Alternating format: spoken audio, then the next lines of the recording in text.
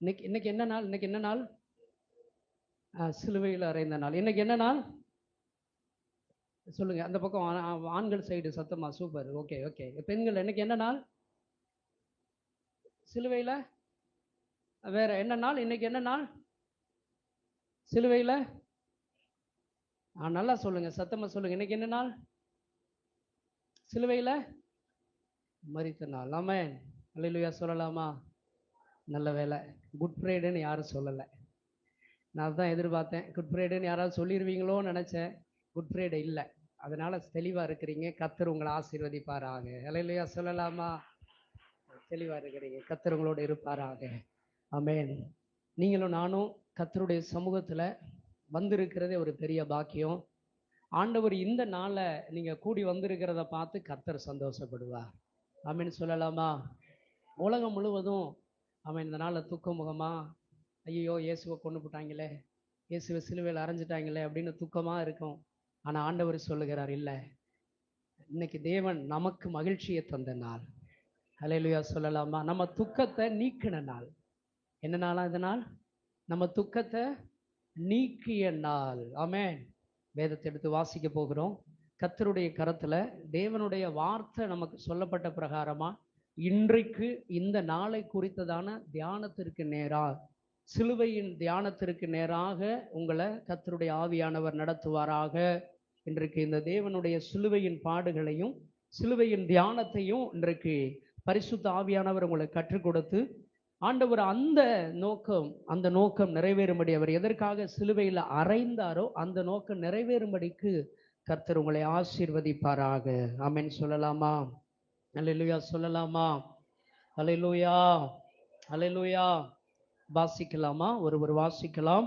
லூக்கா எழுதின சுவிசேஷ புஸ்தகம் 24வது அதிகாரம். லூக்கா எழுதின சுவிசேஷ புஸ்தகம் 24வது அதிகாரம் 7வது வசனத்தை ஒருவர் வாசிக்கலாம். மனுஷகுமாரன் பாவிகளான மனுஷர் கைகளில் ஒப்புக் கொடுக்கப்படவும் சிலுவையில் அறையப்படவும் 3ஆம் நாளில் எழுந்திருக்கவும் வேண்டும் என்பதாக அவர் கலிலேயாவில் இருந்த காலத்தில் உங்களுக்கு சொன்னதை நினைவு கூறுங்கள் என்றார்கள். அல்லேலூயா சொல்லலாமா? அல்லேலூயா. வேத வசனம் சொல்லுகிறது, ஒப்பு கொடுக்கப்பட்டதையும் சிலுவையில் அறையப்பட்டதையும் 3ஆம் நாள் உயிர் தெழுந்ததையும், இந்த 3 காரியங்களையும் நாம் நினைவு கூற கடவோம். ஆமென் சொல்லலாமா? நம்ம ரொம்ப முக்கியமா சில நாட்களை நினைவு கூற வேண்டும். சில நாட்களை ரொம்ப முக்கியமா என்ன செய்யணும்? நினைவு கூற வேண்டும். கிறிஸ்தவர்கள் ஆகிய நமக்கு பண்டிகை நாட்கள் அல்ல, நினைவு கூறும் நாட்கள் உண்டு. ஆமென் சொல்லுவோமா? கவனமா கவனிக்கிறீங்களா? எல்லாருமே பிள்ளைங்களெல்லாம் விட்டுருங்க, விளையாடட்டும். அவங்கள ஒன்றும் நீங்களும் டிஸ்டர்ப் பண்ண வேண்டாம். அவங்க பாட்டுக்கு விளையாண்டுட்டு இருக்கட்டும். வார்த்தையை கவனமா கவனிங்க. ஆமென். வேதம் சொல்லுகிறது, ஒரு சில நாட்களை நாம் நினைவு கூற வேண்டும். மறந்துடக்கூடாது. என்ன செய்யணும்? நினைவு கூறணும். நம்ம பிறந்த நாளை நினைவு கூறுறோம் இல்லையா? நம்மளுடைய திருமண நாளை நினைவு கூறுகிறோம் இல்லையா? நம்மளுக்குன்னு ஏதோ ஒரு ஸ்பெஷல் நாள் இருந்துச்சுன்னா அதெல்லாம் நினைவு கூறுகிறோம் இல்லையா? அதே போல வேதத்துல ஒரு சில நாட்களை நினைவு கூறும்படிக்கு தேவன் நமக்கு கட்டளையிட்டு இருக்கிறார். ஆமென். தேவன் ஒரு சில நாட்களை என்ன செய்யணுமா? நினைவு கூறும்படி கட்டளையிட்டு இருக்கிறார். இயேசு கிறிஸ்துவின் பிறந்த நாளை நினைவு கூறுகிறோம். அது என்ன செய்யறோம்? நம்ம இயேசு கிறிஸ்துவின் பிறந்த நாளை கிறிஸ்துமஸ் என்று என்ன செஞ்சிட்டு இருக்கிறோம்? நினைவு கூறுகிறோம். அதே போல அவர் அடிக்கப்படுகிற நாளை, அவர் மரத்துல தொங்கப்பட்ட நாளை நினைவு கூறுகிறோம். அவர் உயிர்த்தெழுந்த நாளையும் நாம் என்ன செய்கிறோமா? நினைவு கூறுகிறோம். ஆமென் சொல்லுவோமா? அந்த வகையில இன்றைக்கு நாம் நினைவு கூறுகிறதான நாள் என்ன நாள் அப்படின்னா, இயேசு கிறிஸ்துவானவர் எனக்காக சிலுவையில் பாடுபட்டார். ஆமென். இயேசு கிறிஸ்து எனக்காக சிலுவையில் பாடுபட்டார். இந்த பாடு எதற்காக? தலைப்பே என்னன்னா, பாடுகள் எதற்காக? கர்த்தர் சிலுவையில பாடுபட்டார் இல்லையா? இன்றைக்கு உங்களோட நான் பேசுகிற தலைப்பு என்னன்னா, பாடுகள் எதற்காக? பாடுகள் எதற்காக? இதெல்லாம் இன்னைக்கு நீங்க தெளிவா புரிஞ்சுக்கிற போறீங்க. அந்த பாடுகளின் நோக்கத்தை அநேகர் மறந்து போயிருக்கலாம். அநேகர் அது ஏன் அவர் பாடுபட்டார்னு தெரியாம போயிருக்கலாம். ஒருவேளை அந்த பாடுகளை நினைச்சு நினைவு நாளாக கொண்டாடிட்டே முடிச்சுட்டு போயிருக்கலாம். அப்படி வரல. அதனாலதான் நான் உங்களிடத்துல கேட்டேன், ஒரு காரியத்தை கேட்டேன். இன்னைக்கு என்ன நாள் அப்படின்னு கேட்கும்போது தெளிவா இருந்தீங்க. அந்த பாடுகளை நாம் அனுதினமும் நினைக்க வேண்டும். ஆமென் சொல்லலாமா? அந்த நினைவு கூறுதலினால கொஞ்சம் உங்களுக்கு புரியும்படியா சொல்லிட்டு, நினைவு கூறுதல் அப்படின்னா என்னங்கிறத உங்களுக்கு நான் இன்றைக்கு கற்றுக் கொடுத்து ஆவியானவருடைய கரத்துல நான் ஒப்பு கொடுக்க போகிறேன். தேவன் நிச்சயமாய் நம்மை ஆசீர்வதிப்பாராக. எதற்காக இந்த பாடுகள்? வேதத்தை வாசிக்கிறோம். இது இப்ப சொல்லப்பட்ட வார்த்தை அல்ல.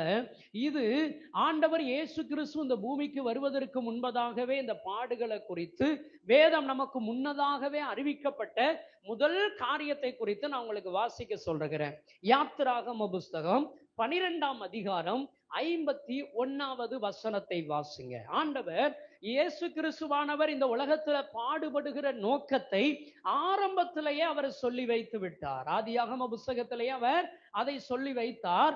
அதுல நோக்கம் என்ன, காரணம் என்ன, இந்த நாளை எப்படிலாம் நாம் அனுசரிக்க வேண்டும், இந்த நாளை எதற்காக நாம எப்படி அனுசரிக்க வேண்டும் என்கிற முறைமைகளை கர்த்தர் நமக்கு சொல்லி வைத்திருக்கிறபடினால் அதை கவனமா நாம் என்ன செய்ய போறோம், கவனிக்க போகிறோம். அதுல முதல் காரியம், இந்த நாள் எதற்காக அப்படின்னா, யாத்திராகம புஸ்தகத்துல வேதம் நமக்கு தெளிவா சொல்லுகிறது. 12ஆம் அதிகாரம் 51வது வசனத்தை வாசிக்கலாம். அன்றைய தினமே கர்த்தர் இஸ்ரவேல்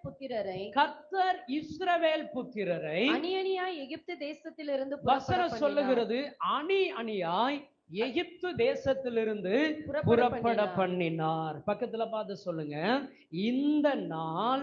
சொல்லுங்க, பக்கத்துல கையப்படி சொல்லுங்க, இந்த நாள் நீங்களும் உங்க குடும்பமும் எகிப்தை விட்டு வெளியேறும் நாள். அல்லேலூயா சொல்லுவோமா? ஏன் ஆண்டவர் நம்மை பாடுகள் வழியில அவர் அந்த பாடுகளையும் அந்த உபத்திரவத்தையும் அவர் ஏற்றுக்கொண்டார்? பாடுகளில் இருக்கக்கூடிய காரியங்கள் என்ன, பாடுகள் எப்படி அவர் பட்டார், பாடுகளில் அவர் என்ன பேசினார், அதை வருஷ கணக்கில் நீங்க கேட்டுக்கிட்டு தான் இருப்பேன். 7 வார்த்தைகள், அவர் என்னென்னலாம் பாடுகள் பட்டார், என்னென்ன ஆவிகள் அடிக்கப்பட்டார். பாரம்பரியமா நான் அந்த வார்த்தைகளை உங்களுக்கு நான் சொல்ல போறது கிடையாது. இயேசு கிறிஸ்து பேசின வார்த்தை அதெல்லாம் மனப்பாடமாக என்ன பண்ணுவீங்க, சொல்லுவீங்க. ஆனா ஏன் பாடுகள் என்பதை குறித்ததான ஒரு ஆழமான ஒரு சத்தியத்தை நான் உங்களோட பேசணும். சொல்லுவோமா? தெளிவா புரிஞ்சுக்கோங்க. ஒரு தெளிவான ஒரு சத்தியத்தை கர்த்தருடைய ஆவியானவர் உங்களோட பேச விரும்புகிறார். இயேசு கிறிஸ்து பாடுபட்டதின் நோக்கம் இஸ்ரவேல் ஜனங்கள் எகிப்தில் இருந்து வெளியே வருவதற்காக. ஆமென் சொல்லுவோமா? இயேசு கிறிஸ்து பாடுபட்டதின் நோக்கம் பாவம் என்கிற எகிப்திலிருந்து என் ஜனம் வெளியே வருவதற்காக. ஆமென் சொல்லுவோமா?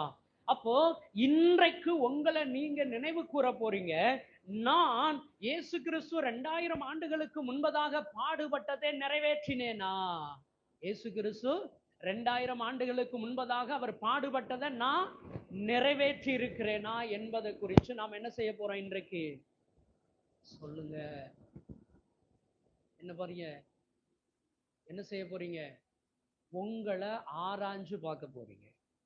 வருஷம் நினைவு கூறிக்கிட்டே இருக்கிறோம். வருஷம் ஆமா, நீ ஐயா வந்துருச்சு, ஆண்டவரே குட் ஃப்ரைடே வந்துருச்சு, ரைட் ஓகே, கஞ்சியை குடிச்சோம் போனோம், அவ்வளவுதான், காலை கழுவுனோம், திருவிருந்தவண்ணம் முடிஞ்சு போச்சு. ஏன்? அந்த நோக்கம் தெரியாம நாம பாரம்பரியமா செஞ்சிடக்கூடாது. பாரம்பரியமா ஒரு காரியத்தை அனுசரித்தால் அதற்கு பெயர் விக்கிரக ஆராதனை. ஆமென் சொல்லலாமா? அதற்கு பெயர் என்ன அர்த்தமா? விக்கிரக ஆராதனை. பாரம்பரியத்திற்காக அல்ல, தேவன் பட்ட பாடுகளின் நோக்கத்தை புரிந்து கொள்வதற்காகவே. தேவன் சொல்லுகிறார், நான் பட்ட பாடு உன் பாவத்திலிருந்து நீ வெளியில வருவதற்காகத்தான், உன்னுடைய அக்கிரமத்திலிருந்து நீ வெளியில வருவதற்காகத்தான், உன்னுடைய சாபத்திலிருந்து நீ வெளியில வருவதற்காகத்தான் நான் அடிக்கப்பட்டேன். நான் சிலுவையில் ஆணிகளினால் அடிக்கப்பட்டேன், நான் காயப்பட்டேன், முள்முடி சுமத்தப்பட்டேன். இது எல்லாம் எதற்காகனா மகளே, மகனே, நீ பாவத்திலிருந்து வெளியில வருவதற்காகத்தான், நீ உன்னுடைய அக்கிரமத்திலிருந்து வெளியில வருவதற்காகத்தான். ஒருவேளை வருஷம் நாம ஏதோ பாரம்பரியமா செய்து மீண்டும் இதை ஏதோ ஒரு காரியமா செஞ்சுட்டு போனோமானால், என் வேதம் இன்னொரு காரியத்தை சொல்லி எச்சரிக்கிறது. வாசிக்கலாம், பார்க்கலாம். எபிரேயருக்கு எழுதின நிருபம் 6ஆம் அதிகாரம் 6வது வசனத்தை ஒருவர் வாசிக்கலாம். 6ஆம் அதிகாரம் 6வது வசனத்தை ஒருவர் வாசி. மறுதலித்து போனவர்கள் தேவனுடைய குமாரனை தாங்களே வேத வசனம் சொல்லுகிறது. அருமையான சகோதரா சகோதரி, இயேசு கிறிஸ்து பாடி எதற்காக என்றால், நான் பாவத்தை விட்டு வெளியில வருவதற்காக. எப்படியா வெளியே வரணுமா? அணி அணியாய், குடும்பம் குடும்பமா வெளியில வருவதற்காக. சற்று யோசித்து பாருங்க. ரட்சிக்கப்பட்ட நாட்களிலிருந்து பாவத்தை விட்டு விட்டோமா? ரட்சிக்கப்பட்ட நாட்களிலிருந்து இன்னும் நம்ம இடத்துல இருக்கிற அக்கிரமத்தை விட்டு விட்டோமா? ரட்சிக்கப்பட்ட நாட்களிலிருந்து நம்ம குடும்பம் பாவத்திலிருந்து வெளியில வந்துருச்சா? பாரம்பரியத்திலிருந்து வெளியில வந்துருச்சா? அக்கிரமத்திலிருந்து வெளியில வந்துருச்சா? அப்படி வரலைன்னா நீங்க இன்னும் வேத வசனம் சொல்லுகிறது மறுதலிக்கிறவர்கள் என்றார். ஆமென் சொல்லலாமா? பாவத்திலிருந்து வெளியில வரல, வருஷம் ஏதோ ஒரு பண்டிகை போல குட் ஃப்ரைடே கொண்டாடுறேன், முடிஞ்சு போச்சு, ஈஸ்டர் அன்னைக்குன்னு கறியை வச்சு சமைச்சேன், சாப்பிட்டேன், முடிஞ்சுன்னு போனா நான் யாரா? மறுதலிக்கிறவர்கள் என்று வேதம் சொல்லுகிறது. மறுதலிக்கிறவர்கள், வாசிங்க அந்த வசனத்தை மீண்டுமாய். மறுதலிக்கிறவர்கள், மறுதலித்து போனவர்கள் தேவனுடைய குமாரனை, அதாவது இயேசு கிறிஸ்துவை தாங்களே மறுபடியும் சிலுவையில் அறைந்து அவமானப்படுத்துகிறபடியினால் மனம் திரும்புவதற்கு ஏதுவாய் அவர்களை மறுபடியும் புதுப்பிக்கிறது கூடாத காரியமா இருக்கிறது. அல்லேலூயா. சொல்லுவீங்களா?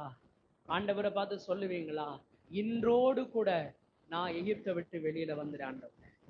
சொல்லுங்க பார்க்கலாம். இன்றோடு கூட என் பாவத்தை விட்டு நான் வெளியில வந்துறேன். இன்றோடு கூட என்னுடைய அக்கிரமத்தை விட்டு நான் வெளியில வந்துறேன். அப்படி வெளியில வரலை என்றால் உங்களை கர்த்தர் சொல்லுகிறார், நீங்கள் மறுதலித்தவர்கள். யார மறுதலித்தவர்களா? இயேசு கிறிஸ்து எனக்காக சிலுவையில் அறையல, இயேசு கிறிஸ்து எனக்காக இரத்தம் சிந்தல, இயேசு கிறிஸ்து எனக்காக காயப்படல, இயேசு கிறிஸ்து எனக்காக அவர் இந்த பூமிக்கு வரலன்னு சொல்றீங்கன்னு சொல்லப்படுது. நான் சொல்றது வார்த்தை புரியுதா? சொல்றது புரியுதா? இன்றைக்கு இயேசு கிறிஸ்துவின் சிலுவையின் பாடுகளை நாம தியானிக்க வந்திருக்கிற நீங்களும் நானும் இன்றைக்கு தெரிஞ்சு கொள்ள வேண்டிய மிக முக்கியமான ஒரு வார்த்தை என்னன்னா, நான் எகிப்தை விட்டு வெளியில வந்துடும். அப்படி வராம ஒருவேளை இருந்தேனானா இன்றைக்கு நான் தேவனை மறுதலிக்கிறவனாயிருப்பேன். அப்படி மறுதலிக்கிறவனாய் இருப்பேன். வருஷம் நான் இப்படியே செஞ்சுக்கிட்டே இருக்கிறேனானால் மனம் திரும்புகிறது கூடாத காரியம் என்று வேதம் எச்சரிக்கிறது. ஆமென் சொல்லலாமா? சரி, இந்த நாளை குறித்து ஆண்டவர் எப்படிலாம் அனுசரிக்க சொல்லுகிறார் என்பதை குறித்து ஒரு சில வார்த்தைகளை வாசிப்போமா? இந்த நாள் என்னங்கிறது சொல்லி புரிஞ்சிருச்சா? இயேசு கிறிஸ்து சிலுவையின் பாடுகள் ஏன்னு புரிஞ்சிருச்சா? எதுக்காக? நான் பாவத்திலிருந்து வெளியில வர, அவ்வளவுதான். நான் அக்கிரமத்திலிருந்து என்ன செய்யணும்? வெளியில வரணும். நான் என்னுடைய சுபாவத்தை மாற்றிக் கொள்ளும்படி, என்னுடைய எல்லா காரியத்தை விட்டு என்னை வெளியில வரும்படிக்காக தேவன் எனக்காக ஆணிகள் அடிக்கப்பட்டார், எனக்காக சிலுவை மரம் சுமந்தார், எனக்காக முள்முடி சுமந்தார், எனக்காக ஈட்டியினால் குத்தப்பட்டார், எனக்காக வாரினால் அடிக்கப்பட்டார். அவர் பட்ட பாடுகள் மீண்டும் நாம் செய்கிறோம் என்று வேதம் சொல்லுகிறது.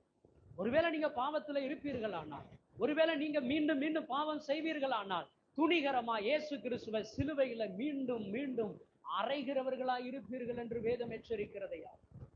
தயவு செய்து சொல்றேன், மீண்டும் இயேசு கிறிஸ்துவை சிலுவையில் அறையாதபடி ஜாக்கிரதையாயிருப்போம். ஆமென் சொல்லுவோமா? ஆமென் சொல்லுவோமா?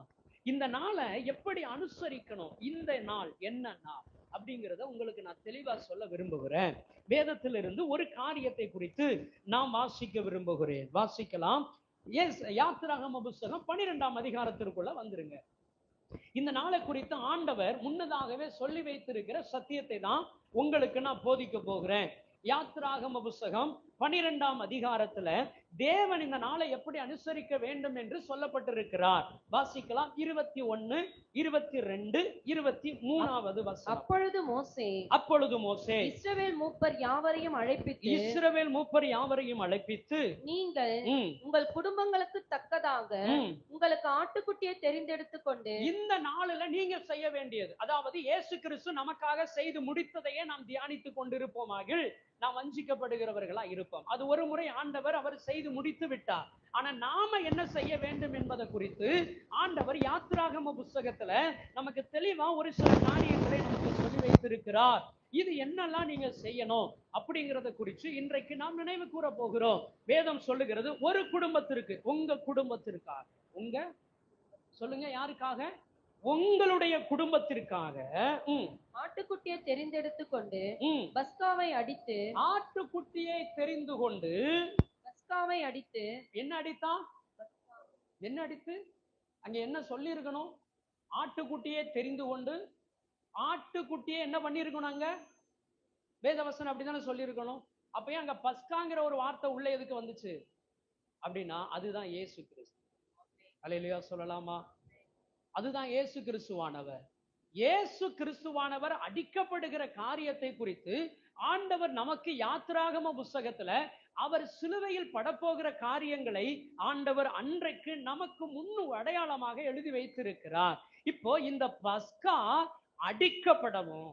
என்ன செய்யப்படணுமா? முதல் காரியம், இந்த பஸ்கா என்ன செய்யப்படணும்? அடிக்கப்படணும். பஸ்கா அடிக்கப்பட்டாச்சா? அடிக்கப்படலையா? அடிக்கப்பட்டாச்சு. இயேசு கிறிஸ்து 2026 வருடத்திற்கு முன்பதாக, எத்தனை வருஷத்துக்கு முன்பதாகவா? 2026 வருஷத்திற்கு முன்பதாகவே பஸ்கா என்ன செய்யப்பட்டது? அடிக்கப்பட்டது. அப்ப இந்த நாள் என்ன நாள்? இந்த நாள் என்ன நாள்? பஸ்கா. இந்த நாள் என்ன நாள்? குட் ஃப்ரைடேன்னு யாரும் சொல்லிடக்கூடாது. குட் ஃப்ரைடே இல்லை. ரோமன் கேத்தலிக் கான்ஸ்டன்டைன் நோபல் என்கிறவர் இயேசுவை தவிர மற்ற எல்லாத்தையும் பரிசுத்தப்படுத்தினார். இயேசுவை தவிர எல்லாத்தையும் என்ன செஞ்சிட்டாரு? பரிசுத்தர்னு சொல்லுகிறது யாருக்கு மட்டும்தான் வரணும்? பரிசுத்தர்னு சொன்னா யாருக்கு மட்டும்தான் வரணும்? அதை தவிர மற்ற எல்லாத்துக்கும் என்னவாயிருச்சு? புனித வெள்ளி. இன்னைக்கு வெள்ளிக்கிழமை என்ன வெள்ளியாது? சாதாரண வெள்ளி அல்ல, புனித வெள்ளி, புனித வியாழன், புனித சனி, புனிதம் அல்ல, அது பஸ்கா. இயேசு கிறிஸ்து அடிக்கப்பட்ட நாள். அல்லேலூயா சொல்லலாமா? இயேசு கிறிஸ்து அடிக்கப்பட்ட நாள் தான் இன்றைக்கு அது பஸ்கா என்று கொண்டாடப்படுது. அடிக்கப்படுகிற நாளை நாம் நினைவு கூறுகிறோம்.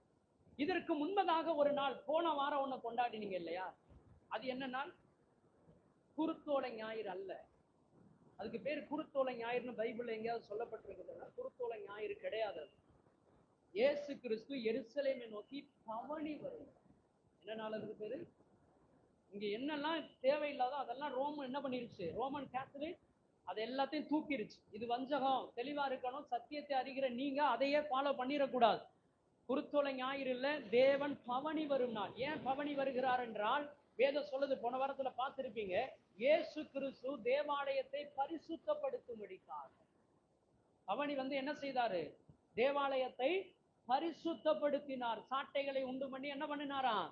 பரிசுத்தப்படுத்தினார். தேவாலயத்தை சுத்திகரித்தார். ஆண்டவர் பவனி வருகிற நோக்கம், அதனாலதான் இந்த 7 நாளும் பரிசுத்த நாள் என்று சொல்லப்படுகிறது. 7 நாளும் கர்த்தருக்கு ஒப்பு கொடுத்து நம்மை அர்ப்பணித்து தேவ சமூகத்துல நம்ம ஒப்பு கொடுக்கணும். அதுதான் அடுத்து சொல்லப்படுகிறது. வாசிங்கம்மா. ஆட்டுக்குட்டியை அடித்து ஈசோப்பு கொழுந்துகளின் என்ன செய்யணுமா? ஈசோப்பு கொழுந்துகளினால் கொத்தை எடுத்து கிண்ணியில் இருக்கும் ரத்தத்தில் தோய்த்து. ஈசோப்புங்கிறது ஒரு செடி, ஒரு வகையான ஒரு செடி. அந்த செடியில இருக்கக்கூடிய ஒரு கொழுந்து இந்த மாதிரி இருக்கு இல்லையா, அந்த இலை, அது ஒரு இலை. அதை எடுத்து ஆட்டுக்குட்டி ரத்தம் அறுக்கப்பட்டு ஒரு கிண்ணத்துல என்ன பண்ணிருப்பாங்க? அது ஒவ்வொரு குடும்பத்திலையும் ஒவ்வொரு கிண்ணம். அந்த கிண்ணத்தை எடுத்து அந்த ஈசோப்பை அதுல தோய்த்து என்ன செய்யணுமா? நிலைக்கால்களில், போது நான் சொல்றேன், நிலைக்கால்களில் என்ன செய்யப்படணும்? என்ன செய்யப்படணும்? அத தெளிக்கப்படணும். நிலைக்கால்களில் என்ன செய்யப்படணும்? தெளிக்கப்படணும். இந்த ஈசோப்பு என்கிற அந்த காரியத்தை குறிச்சுதான் இந்த 7 நாளும், என்னைக்கு வரைக்கும்? நாளை வரைக்கும். போன வாரம் திங்கட்கிழமையில இருந்து இந்த 7 நாள் விசேஷித்த ஞாயிறுன்னு ஏன் சொல்றோம்னா, வேதம் சொல்லுகிறது, கீழே வாசிக்கும் போது சொல்லுகிறார். 12ஆம் அதிகாரத்தை எடுத்துக்கோங்க. 12ஆம் அதிகாரத்துல ஆண்டவர் ஒரு அழகான காரியத்தை சொல்லுகிறார். வாசிக்கலாமா?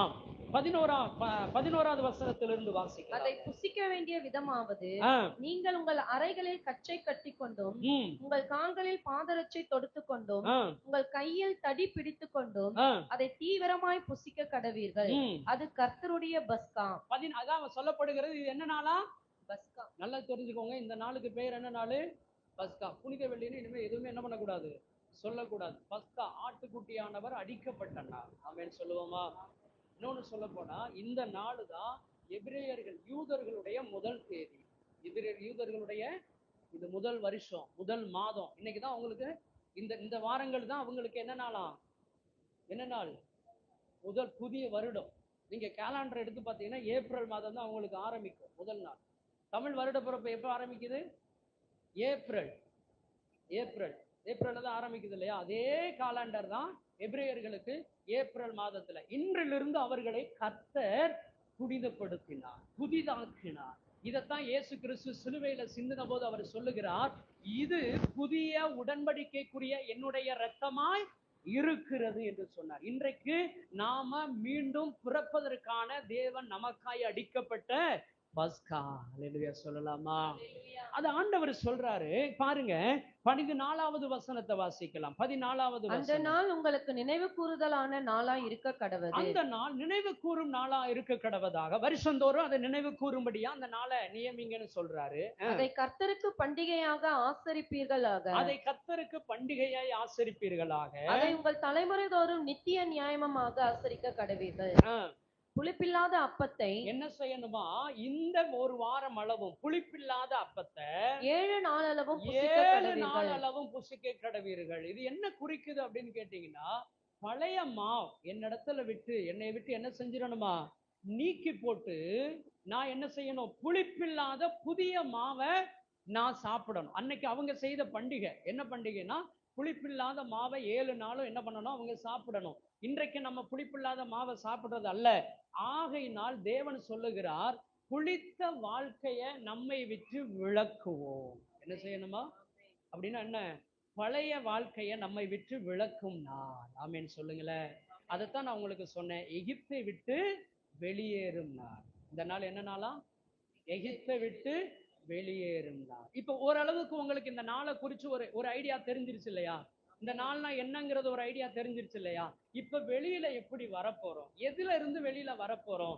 அப்போ எப்படிலாம் நம்ம வெளியில வர்றோமோ அப்பதான் கர்த்தர் நிச்சயமா இந்த பாடுகள் என்ன செய்யுமா? கிரியேட் செய்யும். அது நமக்காக சொந்தமாகும். இல்லைன்னா நம்ம சொந்தமாக்கவே முடியாது. ஆகையினால வேதம் சொல்லுகிறபடி இந்த நாளை அனுசரிக்கணும்னா நாம என்ன செய்ய வேண்டும்? நம்ம பாரம்பரியமா எதையுமே செஞ்சிடக்கூடாது. நான் மீண்டும் சொல்றேன், பாரம்பரியமா எதை செஞ்சாலும் அது விக்கிரக ஆராதனையா மாறிவிடும்.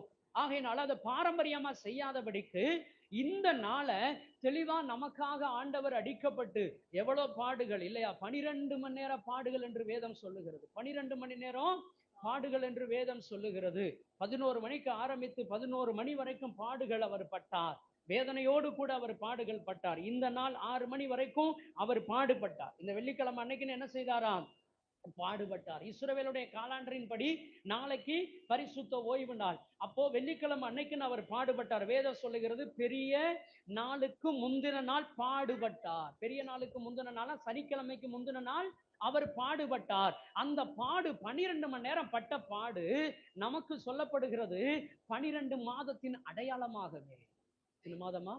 அப்போ ஆண்டவர் செய்த அந்த பாடுகளை ஒரு நாளும் அசட்டையா என்ன பண்ணிடக்கூடாது. ஏதோ சர்ச்சுக்கு வந்தோம், ஏதோ போனோம், ஏதோ கிறிஸ்துமஸ் கொண்டாடணும், ஏதோ ஞாயிற்றுக்கிழமை வர்றோன்னு மட்டும் தயவு செய்து நீங்க அப்படி செய்வீர்களானால், எபிரேயர் 6ஆம் அதிகாரம் 6வது வசனம் ஞாபகம் வச்சுக்கணும். என்ன வசனமா? மறுதலிக்கப்படுகிறவர்கள் நீங்களும் நானும் யாரா மாறிடுவோம்? இயேசு எனக்காக மரிக்கலைன்னு சொல்றோம்னு அர்த்தம். இயேசு எனக்காக அடிக்கப்படலைன்னு சொல்றோம்னு அர்த்தம். இயேசு எனக்காக ரத்தம் சிந்தலைன்னு சொல்லுகிறவர்கள் என்று அர்த்தம். சும்மா ஏசப்பா ஏசப்பா எனக்காக பாடுபட்டீங்களே எனக்காக ரத்தம் சிந்தினீங்களே. எங்க ஊர்ல என்ன பண்ணுவான்னா, சின்ன பையலா இருக்க போகும்போது, எனக்கு அப்பெல்லாம் தெரியாது, சின்ன பையலா இருக்கும்போது எங்க ஊர்ல இந்த நாள்ல படம் போடுவாங்க. கிராமத்துல ப்ரொஜெக்டர் வச்சு அந்த படம் காமிப்பாங்க. என்ன படங்கன்னா, இந்த பேஷன் ஆஃப் த கிரைஸ்ட், இயேசு பாடுபட்டதை மட்டுமே ஒரு 3 மணி நேரம் எடுத்திருப்பாங்க. எல்லா வயசானவங்க எல்லா பாட்டிலும் அழுவாங்க. ஐயோ ஏசப்பா போட்டு அடிக்கிறாங்களே, ஏசப்பா அவனை போட்டு பாடா படுத்துறாங்களே, இப்படி பண்றாங்களேன்னு அழுவாங்க. கண்ணீரா ஓடும். ஏசப்பாவுக்காக அல்ல. இயேசு சொல்லுகிறார், எனக்காக அல்ல. அதுக்கப்புறம் தான் அந்த வசனத்தின் உண்மை எனக்கு புரிஞ்சது. எனக்காக அல்ல, உங்களுக்காகவும் உங்கள் பிள்ளைகளுக்காகவும் அழுங்கள். அல்லேலூயா சொல்லலாமா? நாட்கள் கொடிதானபடியினால் இன்னைக்கு என் பிள்ளைகளை நான் எப்படி வளர்க்க போறேன்னு எனக்கு தெரியல. இன்னைக்கு நம்ம பரிசுத்தமா வாழ்றதற்கே வழி இல்லாம போச்சு. இன்னைக்கு நம்மளுடைய சந்ததிகளை எப்படி பாதுகாக்க போறோம்னு நமக்கு தெரியாம போயிருச்சு. யோசிச்சு பாருங்களேன், இன்றைக்கு சின்ன வயசுல இருந்து இன்னைக்கு இருக்கிற பிள்ளைகளை போன இருந்து பிடுங்க முடியுதா நம்மளால? இந்த மொபைல் போன்ல இருந்து பிடுங்க முடியுதா? சொல்லி பேச்சு கேட்கிறாங்களா? எப்படி வளர்க்க போறோன்னு தெரியல. ஆண்டவர் அதனாலதான் சொல்லுகிறார், நீ எனக்காக அழாத, நான் உனக்காக பாடுபடணுங்கிறது பிதாவின் சித்தம். ஆகையினால் உனக்காக நான் பாடுபட்டேன், உனக்காக அடிக்கப்பட்டேன், உனக்காக மரித்தேன். நான் அப்படி அடிக்கப்படல, பாடுபடல அப்படின்னா நீ பரலோகத்திற்கு வர முடியாது, உன் பாவம் மன்னிக்கப்படாது. ஆனா இனி நீ செய்ய வேண்டியது என்னன்னா, உனக்காக உன் பிள்ளைகளுக்காக அழு. ஆண்டவரே, என் ஜனங்களை பாதுகாக்க, என் ஜனங்களை கர்த்தர் காப்பாத்த, என் வம்சத்தை கர்த்தர் பாவத்திலிருந்து வெளியில வர, எகிப்திலிருந்து வெளியில வர கிருபதாங்கப்பான்னு தினந்தோறும் உனக்காக உன் பிள்ளைகளுக்காக அழு என்று கர்த்தர் சொல்லுகிறார். ஆமென் சொல்லலாமா? அருமையான தேவ ஜனமே, இயேசு கிறிஸ்து நமக்காக பட்ட பாடுகளை பார்க்கிறோம்.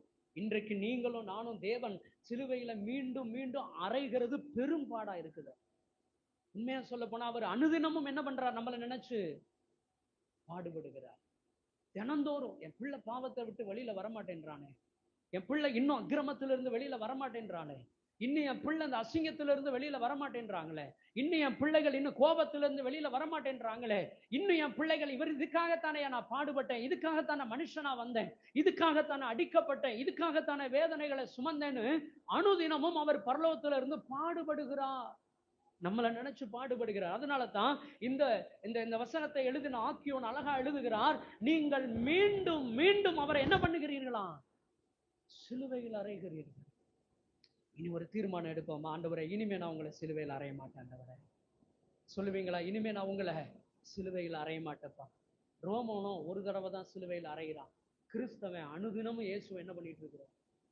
சிலுவையில். இன்றைக்கு ஒரு தீர்மானம் எடுக்கிறோம், எகிப்தை விட்டு வெளியில வருகிறேன், பாவத்தை விட்டு நான் என்ன செய்யறேன்ப்பா?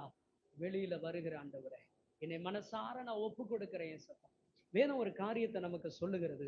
இன்றைக்கு அதன்படி இன்னைக்கு நம்ம ஒப்பு கொடுக்க போகிறோம். தேவனுடைய சமூகத்துல நம்மளை ஒப்பு கொடுக்க போகிறோம். வாசிக்கலாமா? ரோமர் 6வது அதிகாரம் 6வது வசனத்தை ஒருவர் எடுத்து வாசிக்கலாம்.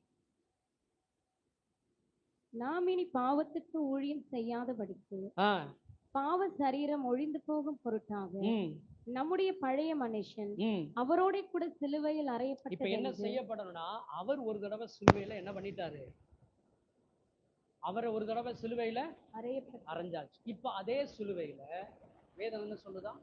அவரோடு கூட. பக்கத்துல கையை பிடிச்சிருங்க, பக்கத்துல கையை பிடிச்சிருங்க, சொல்லுங்க, இயேசுவோடு கூட. வாசிங்க. சிலுவையில் அறையப்பட்டதென்று, சிலுவையில் அறையப்பட்டதென்று அறிந்திருக்கிறோம். வாசிங்க அப்படியே. மரித்தவன் பாவத்துக்கு நீங்கி இனிமே இன்னோட கூட நம்ம என்ன செய்ய போறோம்? அதுக்கு முன்னாடி ஒரு வசனம் இருக்கு, பக்கத்துல பார்த்து சொல்லுங்க. இன்னோட பக்கத்துல பார்த்து, இன்னோட சாக போற சொல்லுங்க. இன்னோட அப்பதான் திருவிருந்து உங்களுக்கு. செத்தாதான் புதிய உடன்படிக்கையா வேணுமா வேணாமா? புதிய உடன்படிக்கை மாறணுமா வேணாமா? சொல்லுங்க பக்கத்துல. இன்றோட சாக போற. பாவத்துக்கு. எதுக்கு? பாவத்திற்கு செத்து நீதிக்கு பிழைப்போ. வேதவசனம் சொல்லுது. வாசிங்க, அப்படியே வாசிங்க. மரித்தவன் பாவத்துக்கு நீங்கி விடுதலையாக்கப்பட்டிருக்கிறானே, ஆகையால் கிறிஸ்துவுடனே கூட நாம் மரித்தோமானால் அவருடனே கூட பிழைத்தும் இருப்போம் என்று நம்புகிறோம். மரித்தோரிலிருந்து எழுந்த கிறிஸ்து இனி மரிப்பதில்லை என்று சொல்லுகிறது. மரித்ததிலிருந்து எழுந்த இயேசு கிறிஸ்து, 3ஆம் நாள் உயிர் தெழுந்த இயேசு கிறிஸ்து இனிமேல் என்ன செய்ய போறதில்லை? மரிக்க போவதில்லை என்று அறிந்திருக்கிறோம். மரணம் இனி அவரை ஆண்டு கொள்வதில்லை. அவர் மரித்தது பாவத்திற்கென்று ஒரே தரம் மரித்தார். அவர் பிழைத்திருக்கிறது தேவனுக்கென்று பிழைத்திருக்கிறார். அப்படியே நீங்களும். கையை விட்டுட்டீங்களா? விட்டுறக்கூடாது, கையை பிடிச்சிக்க. சொல்லுங்க. அப்படியே நீங்களும் உங்களை பாவத்திற்கு மரித்தவர், அதான் எகிப்திலிருந்து வெளியில வருகிறவர்களாயும் நம்முடைய கர்த்தராகிய இயேசு கிறிஸ்துவுக்குள் தேவனுக்கென்று பிழைத்திருக்கிறவர்களாயும் எண்ணிக்கொள்ளுங்கள். அல்லேலூயா சொல்லலாமா? சரி, எதெல்லாம் உங்களை சாகடிக்கணும், எதுல இருந்தெல்லாம் நீங்க சாகணும், எதுல இருந்தெல்லாம் நானும் நீங்களும் மரிக்கணுங்கிறத குறித்து ஒரு சில பட்டியலை உங்களுக்காக வேதம் எழுதி இருக்கிறத நான் கொண்டு வந்திருக்கிறேன். இந்த பட்டியலில் ஒருவேளை நீங்க சாகாம இருந்தா இன்னைக்கு என்ன செஞ்சிருவோம்? செத்து போயிடும், மரிச்சிரும். தேவனுக்கு ஆண்டவர் சொல்றார், நான் ஒரே தரம் மரிச்சுட்டேன், நீங்களும் நானும் கிறிஸ்துவுக்குள்ள ஆண்டவரோடு கூட சிலுவையில அறையப்படலைன்னா நீங்களும் நானும் உயிர்த்தெழுக்க முடியாது. உயிர்த்தெழ முடியாது. உயிர்த்தெழுவது ரொம்ப முக்கியமான ஒரு காலகட்டம். அந்த நாட்களுக்குள்ளதான் நீங்களும் நானும் வந்திருக்கிறோம்.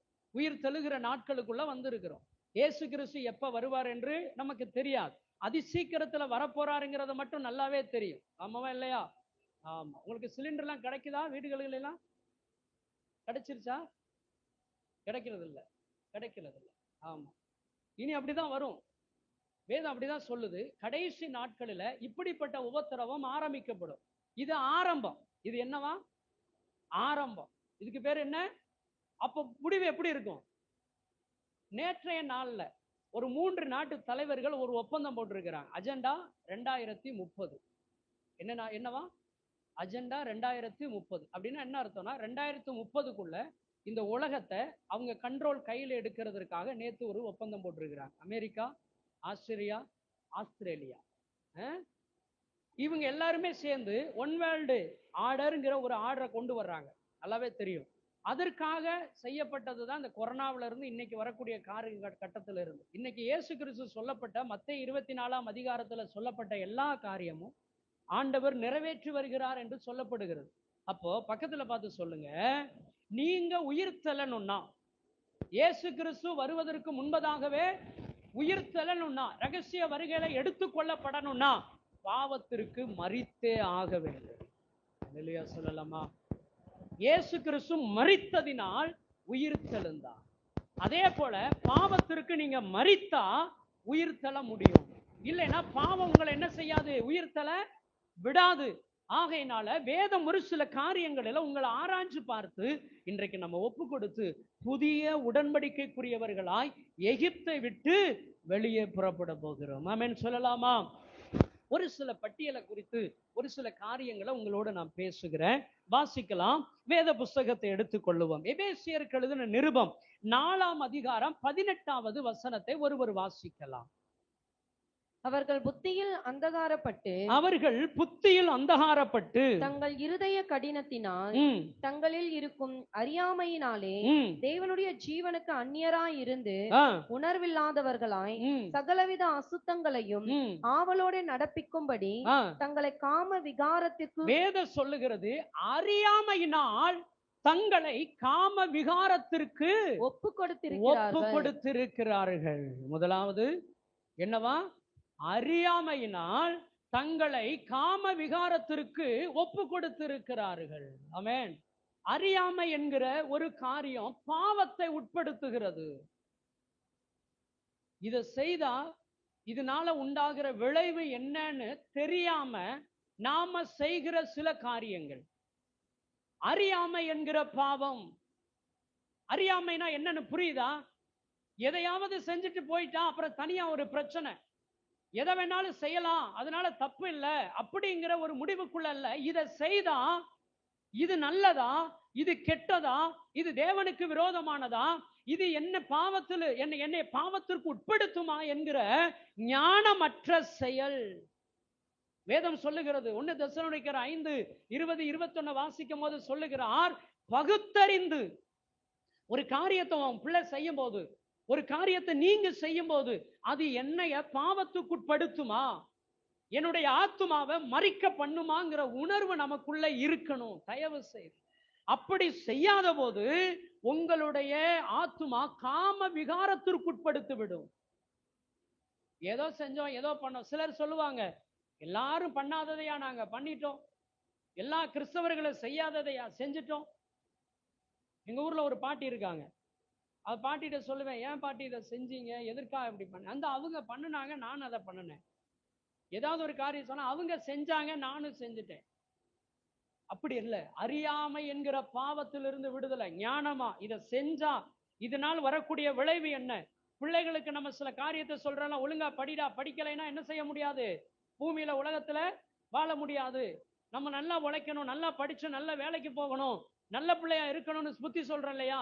பெரியவர்களாகிய நமக்கே சில நேரங்கள்ல எது தேவனுக்கு பிரியமானது, எது தேவனுக்கு உகந்தது, இதை செய்யலாமா செய்யக்கூடாதா அப்படிங்கிற உணர்வற்றவர்களாய் நாம் வாழ்ந்திடக்கூடாது. ஒருவேளை அப்படி அறியாமையினால் ஏதோ ஒரு பாவத்தை செய்தோமானால் ஆண்டவரிடத்துல சொல்ல போகிறோம், தெய்வமே எங்களை இன்றைக்கு மன்னிப்பீராக. ஆமென் சொல்லலாமா? ஆண்டவரே எங்களை என்ன செஞ்சிருங்க, எங்களை பரிசுத்தப்படுத்திருங்க ஆண்டவரே. அடுத்த காரியத்தை குறித்து உங்களுக்கு நான் சொல்லுகிறேன். 1 தீமோத்தேயு 5ஆம் அதிகாரம் 8வது வசனத்தை நான் வாசிக்கலாம். 1 தீமோத்தேயு 5ஆம் அதிகாரம். தன் சொந்த ஜனங்களையும் விசேஷமாக தன் வீட்டாரையும் விசாரியாமற் போனால் அவன் விசுவாசத்தை மறுதலித்தவனும் அவிசுவாசியிலும் கெட்டவனுமா இருப்பான். ஆமென். வேதம் சொல்லுகிறது, 2வது காரியம், தன் வீட்டை சரியாய் நடத்தாதவன். என்னவா? அது ஆணா இருந்தாலும் சரி, பெண்ணா இருந்தாலும் சரி, தன் பிள்ளைகளை யோசிச்சு பாருங்களேன். எத்தனை பேருக்கு குழந்தை பாக்கியம் இல்லாம கஷ்டப்படுறாங்க? எத்தனை பேருக்கு குழந்தை பாக்கியம்? நமக்கு கர்த்தர் குழந்தைய கொடுத்திருக்கிறார், ஆனா அந்த பிள்ளைய சரியா விசாரிக்கிறோமா? அந்த பிள்ளைய சரியான வழியில நடத்துகிறோமா? அந்த பிள்ளைய சரியா தான் நம்ம கை கொண்டு தேவனுடைய காரியத்திற்கு நம்ம ஒப்பு கொடுக்கிறோமா? வேத வார்த்தையை சொல்லி கொடுக்கிறோமா? எது சாப்பிடணும்னு சொல்லி கொடுக்குறீங்களா? எது கேட்டாலும் அடம் பிடிச்சா அதை வாங்கி கொடுத்துரும்.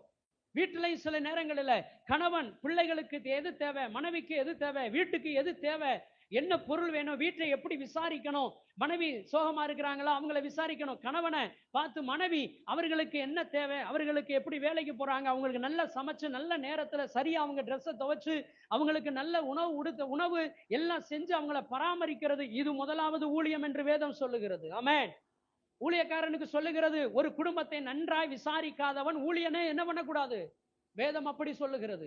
அப்போ நீங்க முதல் 2வது சொல்லப்படுகிறது, எனக்கு கொடுக்கப்பட்டிருக்கிற என் குடும்பத்தை சரிவா நான் என்ன செய்யணுமா, நடத்தணும். எனக்கு கொடுத்த பிள்ளைகளை சரியா கர்த்தருக்குள்ள என்ன செய்யணும், நான் நடத்த பழக்கணும், கர்த்தருக்குள்ள நடத்தணும். அது என்ன செய்யுதுன்னு கவனிக்கணும். ஆரம்ப நாட்களில் பிள்ளைங்கள் எல்லாரும் ஒரே குடும்பமா இருந்தாங்க, அப்பா அம்மா பிள்ளைங்க ஒரே இடத்துல ஒரே வீட்டுல படுத்து கிடப்பாங்க. ஆனா இன்னைக்கு அப்படி அல்ல, தனித்தனி பெட்ரூம். அந்த பிள்ளை என்ன செய்யுதுன்னு தெரியாது, என்ன படிக்குதுன்னு தெரியாது, நம்ம எப்படி இருக்கிறோன்னு தெரியாது, யாரு எப்படி இருக்கிறான்னு தெரியாம அப்படி விட்டுறக்கூடாது. கிறிஸ்தவர்கள் வேதம் சொல்லுகிறது, குடும்பத்தை நன்றாய் நடத்துகிறோம். ஏன் தெரியுமா? கடைசி நாட்களில் உங்களுக்கு பிள்ளைகளை கொடுத்தது நிமித்தமாய் கர்த்தர் உங்களிடத்துல கணக்கு கேட்பார். பிள்ளைகளை கொடுத்தன நீ நல்ல வழியில் நடத்தினியா? அது பெரிய பாவம், அது பெரிய பாவம். ஆகையினால குடும்பத்தை நன்றாய் விசாரிக்கிறவர்களாக நம்மை ஒப்பு கொடுக்க போகிறோம். அல்லேலூயா சொல்லலாமா? அல்லேலூயா சொல்லலாமா? அடுத்த ஒரு காரியத்தை குறித்து நாம் வாசிக்க போகிறோம். வாசிக்கலாம். 1 யோவான் 4ஆம் அதிகாரம் 20வது வசனத்தை ஒருவர் வாசிக்கலாம். 1 யோவான் 4ஆம் அதிகாரம் 20வது வசனம். தேவனிடத்தில் அன்பு கூறுகிறேன் என்று ஒருவன் சொல்லியும் தன் சகோதரனை பகைத்தான், அவன் பொய்யன். தான் கண்ட சகோதரனிடத்தில் அன்பு கூறாமல் இருக்கிறவன் தான் காணாத தேவனிடத்தில் எப்படி அன்பு கூறுவான்? 3வது காரியம் ஆண்டவர் சொல்லுகிறார். சில நேரங்களில் நீங்க நினைக்கிறீங்க, நான் கிறிஸ்தவன், எப்படியாவது பரலோகத்துக்கு போயிடுவேன், மற்றவர்களை குறிச்சதான கரிசனை அல்ல, மற்றவர்களை குறித்து நான் எதையுமே கவலைப்பட மாட்டேன், யாருக்காகவும் நான் உதவி செய்ய மாட்டேன், யாருக்கு நான் எந்த விதமான காரியத்தை செய்ய மாட்டேன், நான் உண்டு, என் குடும்பம் உண்டு அப்படிங்கிற சுயநலம் இல்லாதபடிக்கு நாம வாழணும். ஆமென் சொல்லுவோமா? சில நேரங்களில் சில கிறிஸ்தவர்கள் சில இடங்கள் பார்த்தீங்கன்னா, நம்ம பரிசுத்தவான்கள், நான் பரலோகம் போயிருவேங்கிற மாதிரி நம்ம மட்டும்தான், மற்றவங்களுக்கு ஒரு உதவி செய்யறதுல, மற்றவர்களுக்காக ஜெபிக்கிறது கிடையாது, மற்றவர்களுக்காக பிரயாசப்படுகிறது கிடையாது. வேதம் சொல்லுகிறது, கண்ணுல பார்க்கிற சகோதரனுக்கு நீ உண்மையா இருந்தாயானால், கண்ணுல பார்க்கிற சகோதரனை விசாரிப்பாயானால், உன் கண்ணுல பார்க்கிற ஒரு நண்பனையோ ஒரு ஆளையோ ஒரு சகோதரியவோ நீ விசாரித்து அவர்களுக்கு என்ன தேவை, அவர்களுக்கு என்ன, அவர்கள் ரட்சிக்கப்படுகிறார்களா, அவர்கள் பாவத்துல இருக்கிறாங்களா அப்படிங்கிறத விசாரித்து அவர்களுக்கு தேவையான உதவியவோ இல்ல சுவிசேஷத்தையும் நாம சொல்லாம இருந்தா, வேதம் சொல்லுகிறது, காணாதவரிடத்தில் எப்படி அன்பு கூறுவோம்? சொல்றது புரியுதா? காண்கிற மனிதனிடத்துல அன்பு என்கிற ஒரு காரியத்தை கொஞ்சம் இறக்க குணம் காட்டுங்க.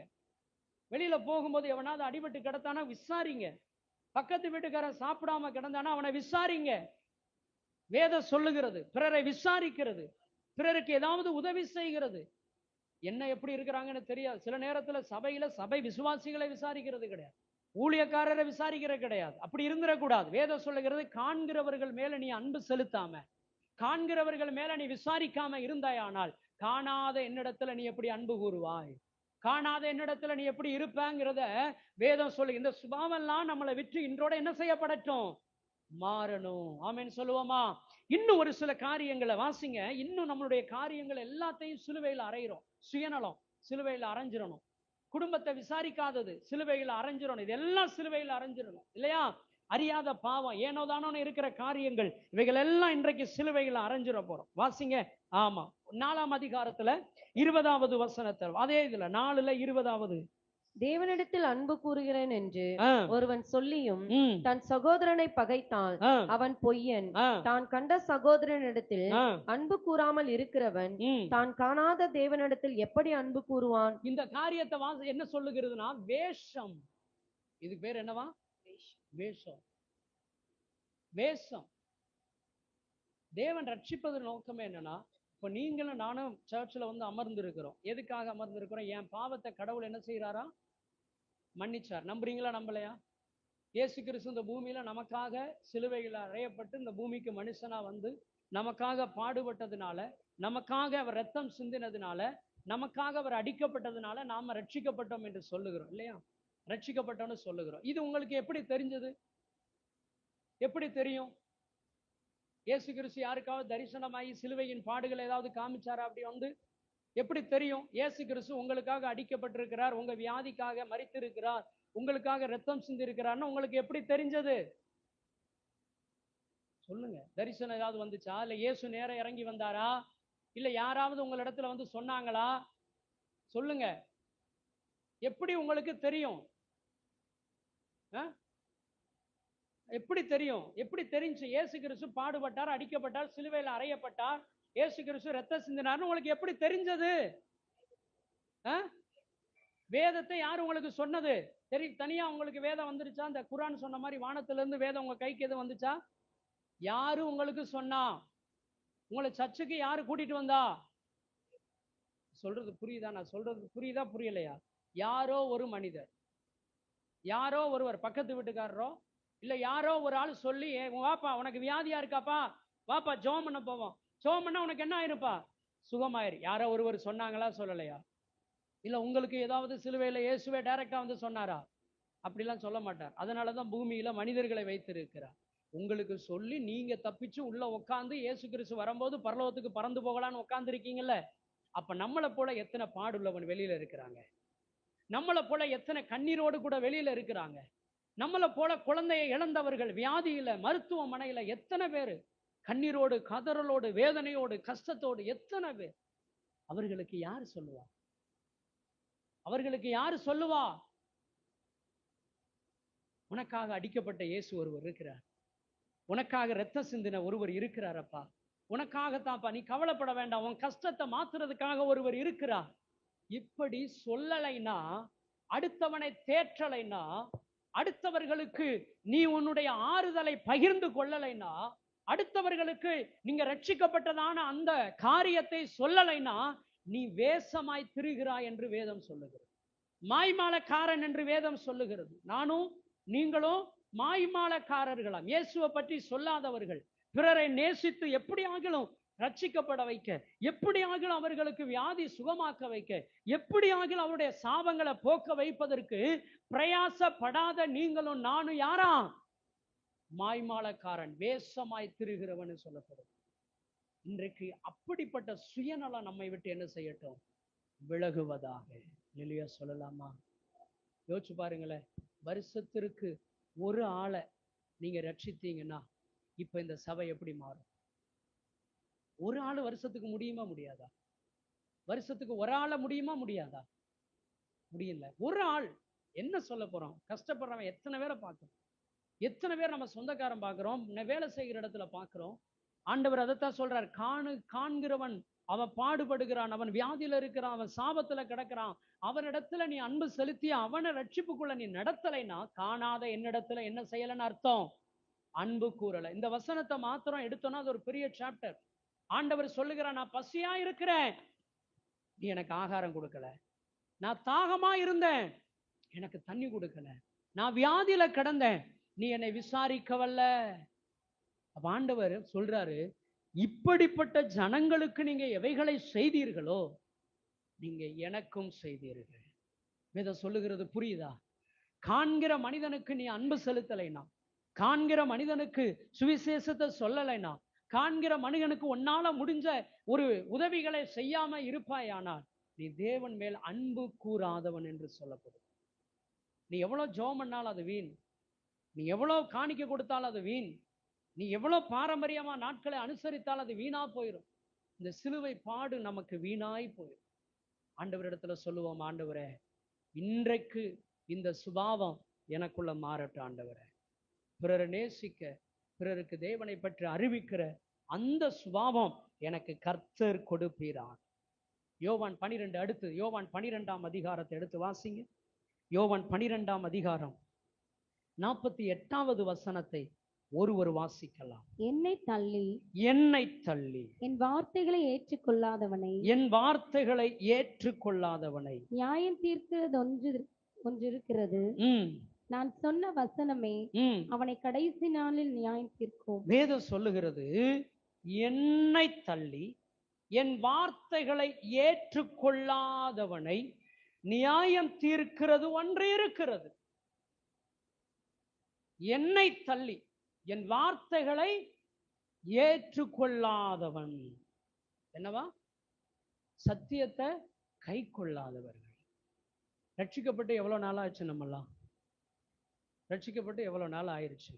எவ்வளவு பிரசங்கம் கேட்டிருக்கிறோம், எவ்வளவு பிரசங்கம் நம்ம கேட்டிருக்கிறோம். உலகத்துல ஒரு மனுஷனை உனக்கு நல்லது நடக்கணும், உனக்கு நல்லது நடக்கணும் அப்படின்னா இதை செய் அப்படின்னு ஏதோ ஒரு பாரம்பரியமான காரியத்தை சொல்றாங்கன்னு வச்சுக்குவோமே. இது ஏதோ ஒண்ணு தீயில இறங்கு, இல்லைன்னா இதை பண்ணு அதை பண்ணு, ஏதோ ஒரு பாரம்பரியம். செய்வானா செய்ய மாட்டாங்க?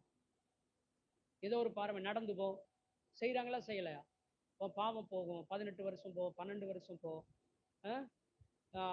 வருஷம் எங்கேயாவது போ அப்படின்னு பாரம்பரியத்துல சொல்றவங்க செய்யறாங்களா செய்யலையா? செஞ்சீங்களா செய்யலையா? முன்னாடி நீங்க செஞ்சிருக்கீங்களா செய்யலையா? விமோசனம் போகணும், மலைக்கு போங்க, நடந்தே போங்க, மாலை போட்டுட்டு போங்கன்னு சொன்னா எத்தனை பேர் போயிருக்கிறாங்க? எத்தனை பேர் தீ இறங்குனா தீ இறங்கி இருக்கிறாங்க? எத்தனை பேர் அழகு குத்துங்கன்னு சொன்னா அழகு குத்தி இருக்கிறாங்க? எத்தனை பேர் காவடி தூக்குனா தூக்கி இருக்கிறீங்க?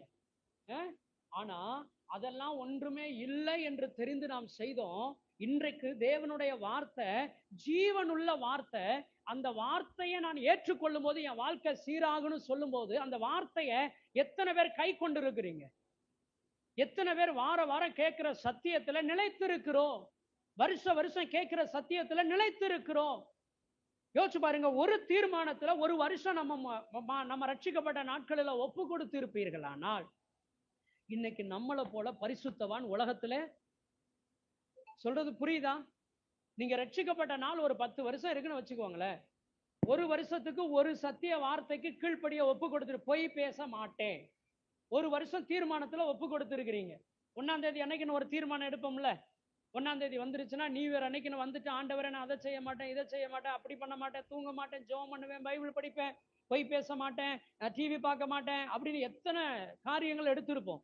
ஆனா கடைசி பார்த்தோம்னா மறு 1ஆம் தேதி வர்றதுக்குள்ள திரும்பவும் அதே பட்டியலை என்ன பண்ணிட்டே இருப்போம்? போட்டுக்கிட்டே இருப்போம். சொல்றது புரியுதா? தேவனுடைய வார்த்தையை கீழ்ப்படுகிறதற்கு நம்மளை ஒப்பு கொடுக்காம உடலை வருத்துறதுக்கு நம்ம ஒப்பு கொடுத்தோம். உலகத்துல இருக்கும்போது, விக்கிரகத்துல இருக்கும்போது உடலை வருத்துறதுக்கு நம்ம ஒப்பு கொடுத்தோம். எவ்வளவு காரியங்கள் யோசிச்சு பாருங்க. தெரியாம எத்தனை ஜனங்கள் அவங்க அறியாம செய்யறாங்க. நம்மளும் ஒரு காலத்துல ஒரு வேளை அப்படி அறியாம செஞ்சிருக்கலாம். இன்றைக்கு நம்ம அதை தெரிஞ்சிருக்கிறோம்.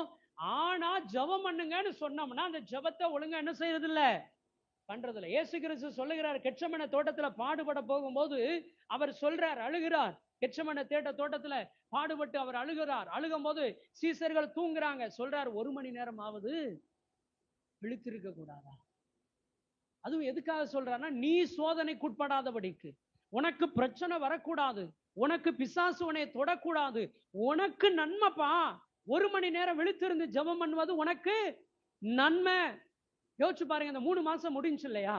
3 மாசத்துல அதிகாலையில எழுந்து நான் ஒரு நாள் கூட விடாம ஜெபம் பண்ணேன்னு சொல்றது எத்தனை பேர்? வேதத்தை ஒரு வருஷம், ஒரு அதிகாரத்தை முழுசும் ஒரு வருஷத்துக்குள்ள இந்த பைபிளை நான் படிச்சு முடிப்பேன்னு சொல்றது எத்தனை பேர்?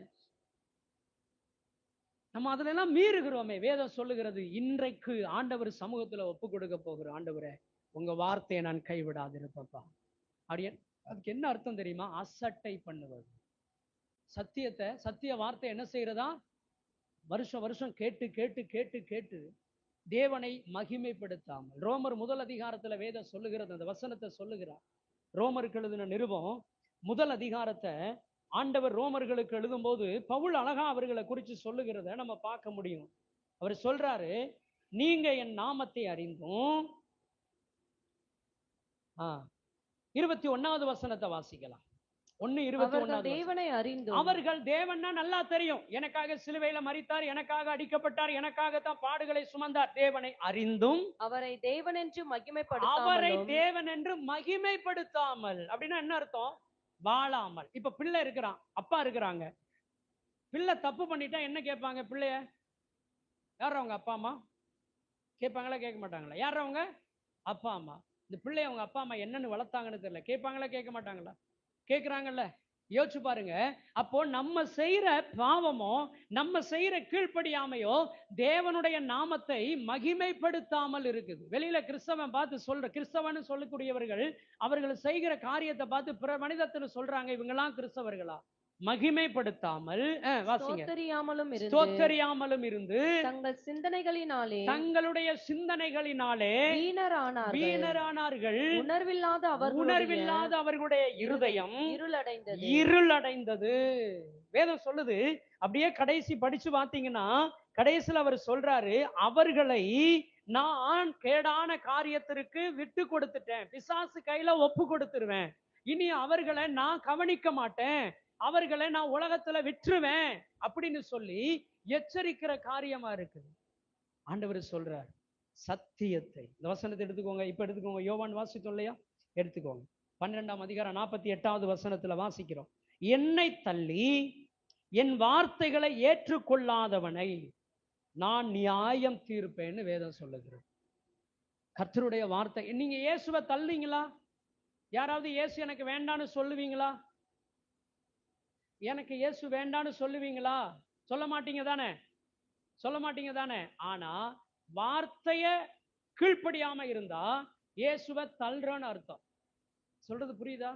வார்த்தைக்கு கீழ்ப்படியாம இருந்தா நீங்க யாருடைய, இப்ப அப்பா அம்மா இருக்கிறாங்க, பிள்ளை இருக்குது, உங்க சொல்லு பேச்சு கேட்கல அப்படின்னா என்ன அர்த்தம்? அப்பாவை மதிக்கலைன்னு அர்த்தம். அதானே? அதே போலதான் ஏன் தேவன் சொல்லக்கூடிய இந்த வேத வார்த்தைக்கு உங்களை ஒப்பு கொடுக்கல, தேவனுடைய வார்த்தைக்கு உங்களை அர்ப்பணிக்கலைன்னா என்ன செய்கிறீர்களா? தேவனை தள்ளி விட்டீர்கள். இனி ஆண்டவரிடத்தில் ஒப்பு கொடுக்க போற இந்த சிலுவையின் பாடுகளை தியானிக்கிற நீங்க மீண்டும் இந்த பாவத்தை செய்து அவரை சிலுவையில் அறையாதிருப்போம். ஆமென் சொல்லலாமா? அல்லேலூயா சொல்லலாமா? அல்லேலூயா. வாசிங்க அடுத்த ஒரு காரியம். யாக்கோபு 3ஆம் அதிகாரம் 16வது வசனத்தை நாம் வாசிக்கலாம்.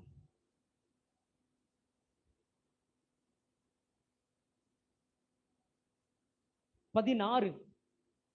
வைராக்கியமும் விரோதமும் எங்கே உண்டோ அங்கே கலகமும் சகல துர்ச்செய்கைகளும் உண்டு. வேதம் சொல்லுது வைராக்கியம் நம்ம மனசுல என்ன செஞ்சிடக்கூடாது? வச்சிடக்கூடாது. வைராக்கியம் வச்சிடக்கூடாது. Open heart. பரவாயில்ல, மனுஷன் இன்னைக்கு இருக்க போறோம், நாளைக்கு இருப்பமா இருக்க மாட்டான்னு என்ன செய்யாது? தெரியாது. அப்போ அந்த கசப்பு நம்ம மனசுக்குள்ள என்ன வந்துடக்கூடாது?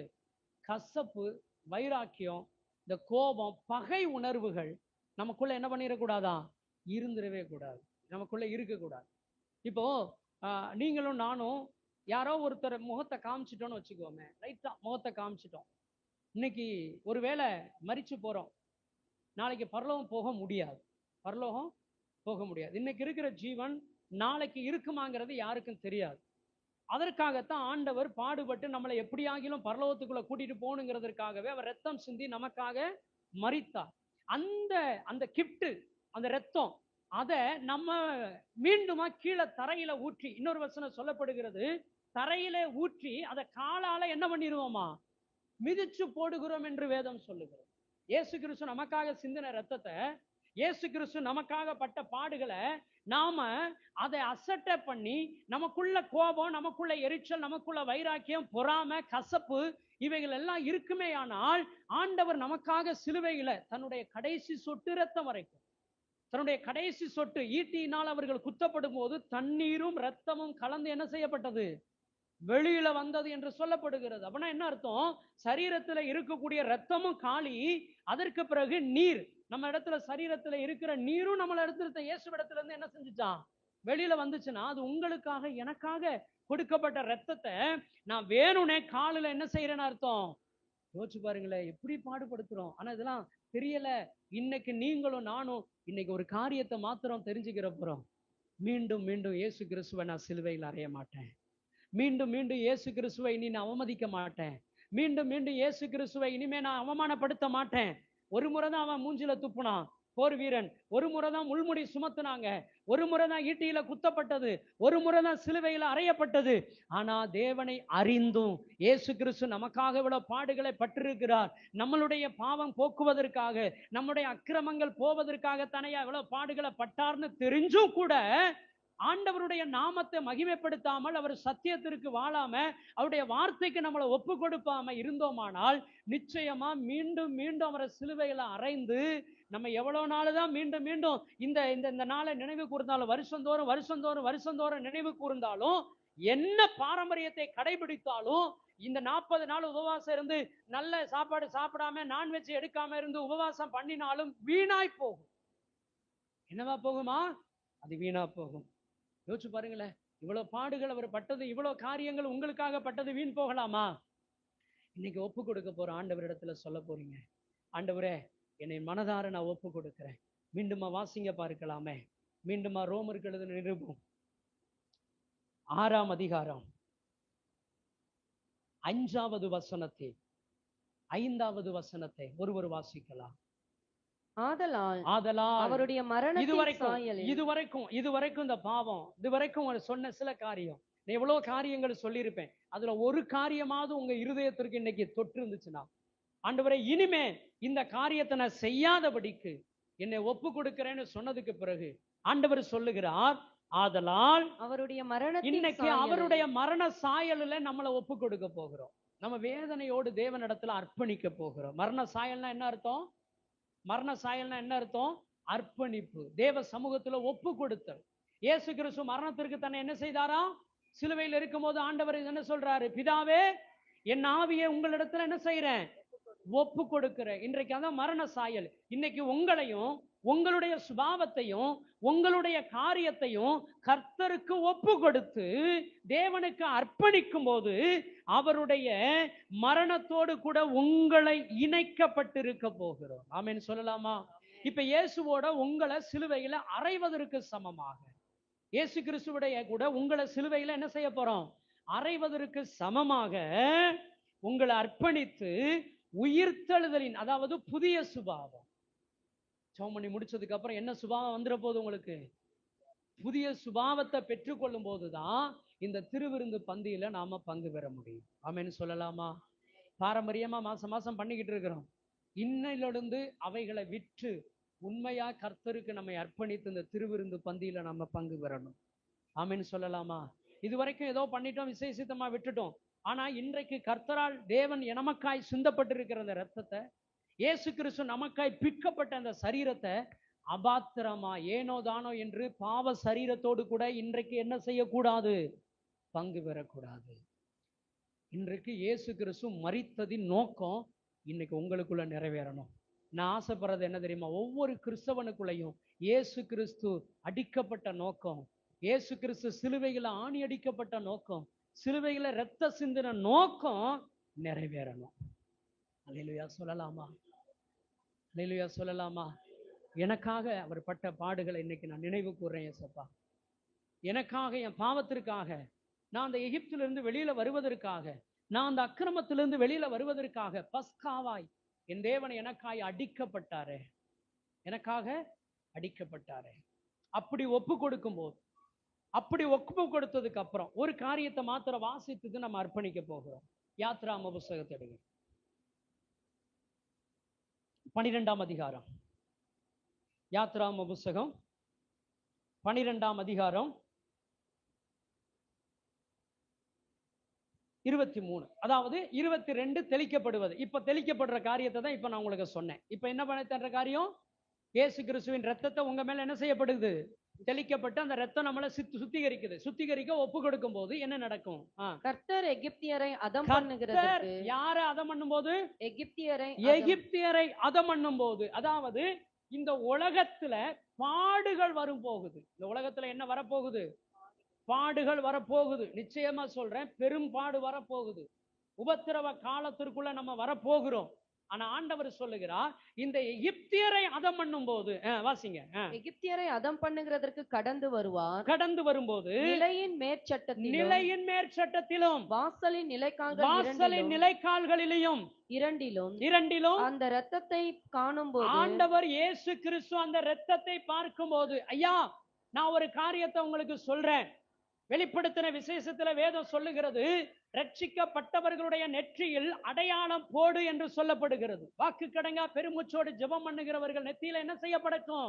எசேக்கியேல் தீர்க்க தரிசன புத்தகத்துல சொல்லப்படுகிறது, அவர்கள் நெற்றியிலே அடையாளம் போடு.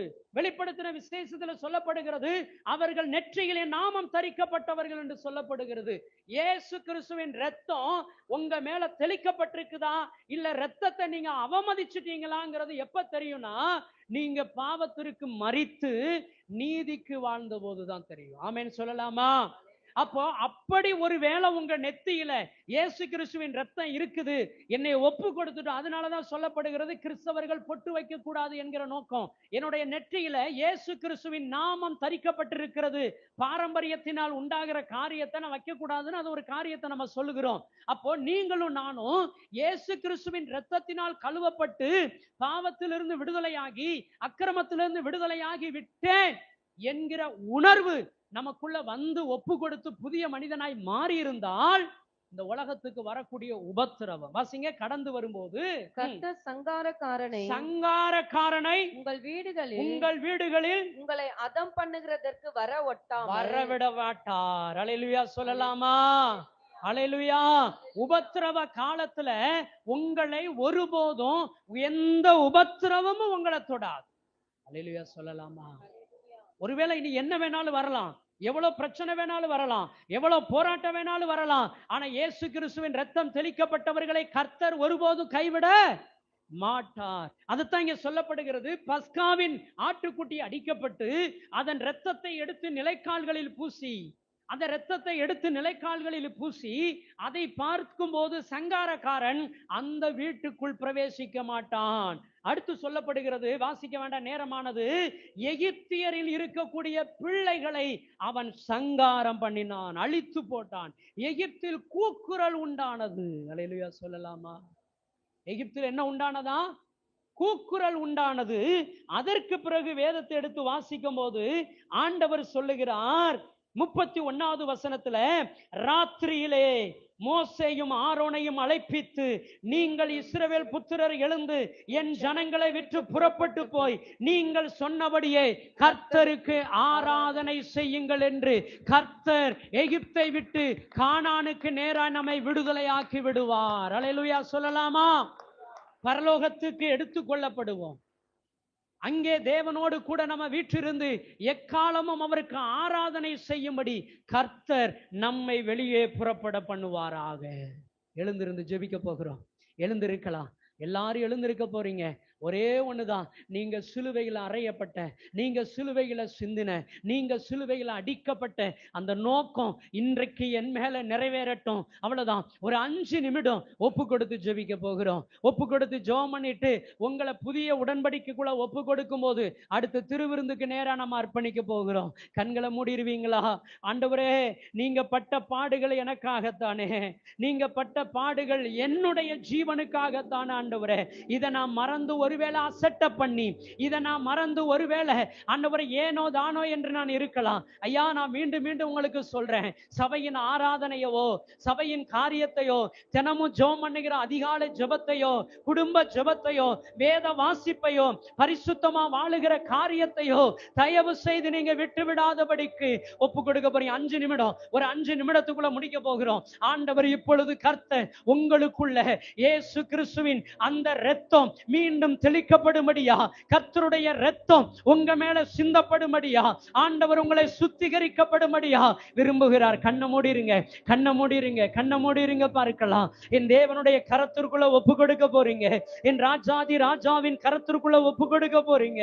ஏசப்பாவின் கரத்திற்குள்ள நாங்கள் அர்ப்பணிக்கும்படி, என் தேவாதி தேவனுடைய கரத்திற்குள்ள உங்களை ஒப்பு கொடுக்கும்படிக்கு ஏசப்பாவிடத்துல சொல்லுங்க பார்க்கலாம்.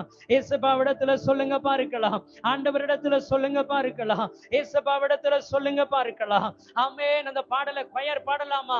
தேவனே, அந்த பாடலை பாடுனீங்க இல்லையா? மீண்டும் அந்த பாடலை பாடுங்க. ஜீவனுள்ள தேவனே வாரும். அந்த பாடலை பாடும்போது நீங்களும் சேர்ந்து ஆண்டவருடைய வல்லமை இந்த இடத்தை நிரப்பும்படியா, கர்த்தருடைய பரிசுத்த வல்லமை இந்த இடத்தை நிரப்பும்படியா, ஒரு தேவ மகிமை இப்பொழுது இறங்கி வரட்டும். கூப்பிடுங்க. ஆண்டவரே ராஜா, என் பிள்ளைகளை கவனிக்காம இருக்க கூடாது, என் குடும்பத்தை நான் கன்றாய் விசாரிக்காம இருக்க கூடாது. ஆண்டவரே, நான் இனி ஆண்டவரே அசட்டையா இருந்திடக்கூடாது. கண்களை மூடிருங்க. நீங்க கேளுங்கப்பா. சகோதரா சகோதரா கேளுங்க பாருங்களா. ஏசப்பா, நான் இனிமே அறியாம என்கிற பாவம் என்ன செய்கிறேன், இது கர்த்தருக்கு பிடிக்குமா, இது கர்த்தருக்கு பிடிக்காதா என்கிற உணர்வற்றவனாய் வாழக்கூடாது. அறியாம தெரியாம செஞ்சுட்டேன்னு சொல்லிடக்கூடாது, தெரியாம செஞ்சுட்டேன்னு சொல்லக்கூடாது. சொல்லுங்க, ஆண்டவரே, வார வாரம் நான் சத்தியத்தை கேட்டுக்கிட்டே இருக்கிறோம், அந்த சத்தியத்தின்படி நடக்கிறதற்கு என்ன ஒப்பு கொடுக்கிறேன் ஏசப்பான்னு சொல்லுங்க பார்க்கலாம். ஏசப்பான்னு சொல்லுங்க பார்க்கலாம். ஆண்டவரிடத்துல சொல்லுங்க, அப்பா இன்றைக்கு என் மேல ஒரு மகிமை இறங்கி வருவதாக, இன்றைக்கு நான் பரிசுத்தப்படுத்தும்படி ஆண்டவரே இந்த பஸ்காவை ஆசரிக்கும்படியா என்னை தகுதிப்படுத்துங்க. ஆண்டவரே, அந்த பஸ்காவின் இரத்தம் என் மேல சிந்தப்படும்படியா, இயேசு கிறிஸ்துவின் இரத்தம் என் மேல தெளிக்கப்படும்படியா, என் மேல தெளிக்கப்படும்படியா, என் மேல என் பிள்ளைகள் மேல ஆண்டவரே சந்ததி சந்ததியாய் எகிப்தை விட்டு நான் வெளியில வரணும். சொல்லுங்க, எகிப்தை விட்டு வெளியில வரணும், பாவத்தை விட்டு வெளியில வரணும், விக்கிரக ஆராதனையை விட்டு வெளியில வரணும், அசுத்தத்தை விட்டு வெளியில வரணும். வெளியில வாங்க இயேசுவின் நாமத்தினால. இன்றைக்கு இயேசு கிறிஸ்து நமக்காய் மரித்த நோக்கம் நிறைவேறுவதாக. இன்றைக்கு கர்த்தர் இரத்தம் சிந்தின அந்த நோக்கம் நிறைவேறுவதாக, நிறைவேறுவதாக, நிறைவேறுவதாக. கேளுங்க கேளுங்க கேளுங்க. ஆண்டவரே, எங்களை மன்னிச்சுருங்கன்னு சொல்லுங்க பாருங்களா. ஏசப்பா, என்னை மன்னிச்சுருங்க ஆண்டவரே. ஓ, எங்களை மன்னிச்சுருங்க ஆண்டவரே, எங்களை மன்னிச்சுருங்க ஆண்டவரே. அப்பா, நாங்கள் இதுவரைக்கும் மீண்டும் மீண்டும் உங்களை சிலுவையில ஆணி அடிச்சிருக்கிறோம்ப்பா. சிலுவையில மீண்டும் மீண்டும் ரத்த சிந்த வச்சிருக்கிறோம் ஆண்டவரே. சிலுவையில மீண்டும் மீண்டும் ஆண்டவரே உங்களை நாங்க துன்பப்படுத்தி இருக்கிறோம் ஆண்டவரே. எங்க மீறுதலின் நிமித்தமாக உங்களை நாங்க துன்பப்படுத்தி இருக்கிறோம் ஏசப்பா. எங்க மீறுதல் நிமித்தமா உங்களை நாங்க மீண்டும் மீண்டும் ஆண்டவரை அவமானப்படுத்தி இருக்கிறோம் ஏசப்பா. மனமிறகுங்க ஆண்டவரே. சொல்லுவீங்களா? பாவிகள் துரோகிகள் ஐயா.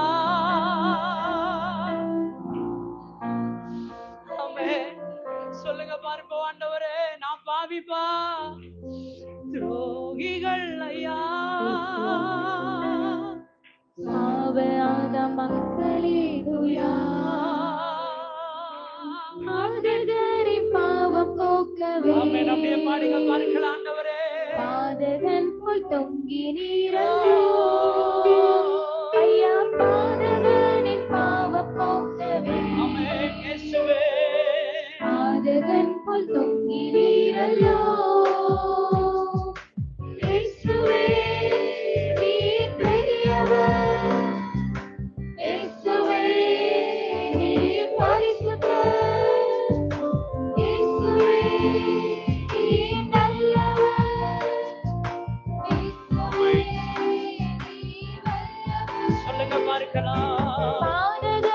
பாவம் போக்கவே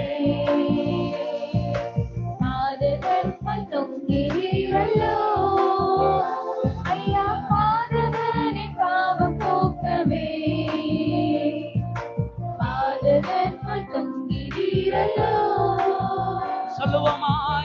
இயேசுவே நீர் பெரியவர், இயேசுவே நீர் வல்லவர், ஆமென் ஆமென். இயேசுவே நீர் நல்லவர், இயேசுவே நீர் வல்லவர்,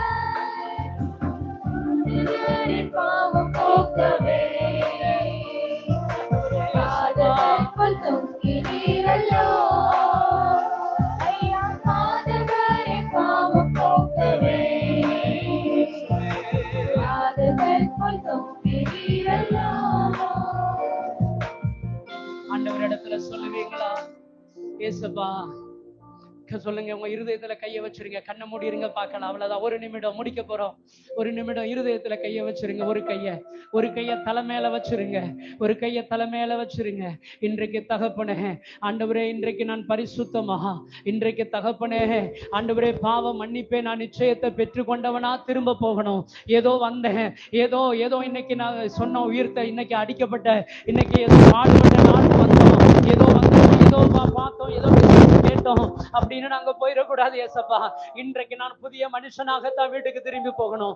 இன்றைக்கு தகப்பனே என்னிடத்துல இருக்கிற குறைவுகள் மாறி, என்னிடத்துல இருக்கிற வேண்டாத காரியங்கள் விலகி, அப்படியே கண்ணை மூட உங்களுக்குள்ள அந்த சிந்தனைகளுக்குள்ள ஆவியானவர் உணர்த்துவார். நீ இந்த பாவத்தெல்லாம் செய்தான அந்த உணர்த்துவார். விட்டு விடுங்க, அப்படியே உணர்த்துவார். ஒரு நிமிடம் முடிக்க போகிறோம். இயேசுவின் நாமத்தினால ஆண்டவரே, அறியாமை என்கிற பாவம், ஆண்டவரே அன்பு பிறருக்கு சுவிசேஷம் சொல்லாத கீழ்ப்படியாத பாவம், சத்தியத்திற்கு கீழ்ப்படியாத பாவம், சொல்லுங்க ஆண்டவரே, எனக்குள்ள இருக்கிற வைராக்கியம், அந்த கோபம், எனக்குள்ள இருக்கிற பிறரோடு இருக்கக்கூடியதான அந்த வைராக்கியம், எரிச்சல் எல்லாம் என்னை விட்டு விலகட்டு இயேசப்பா.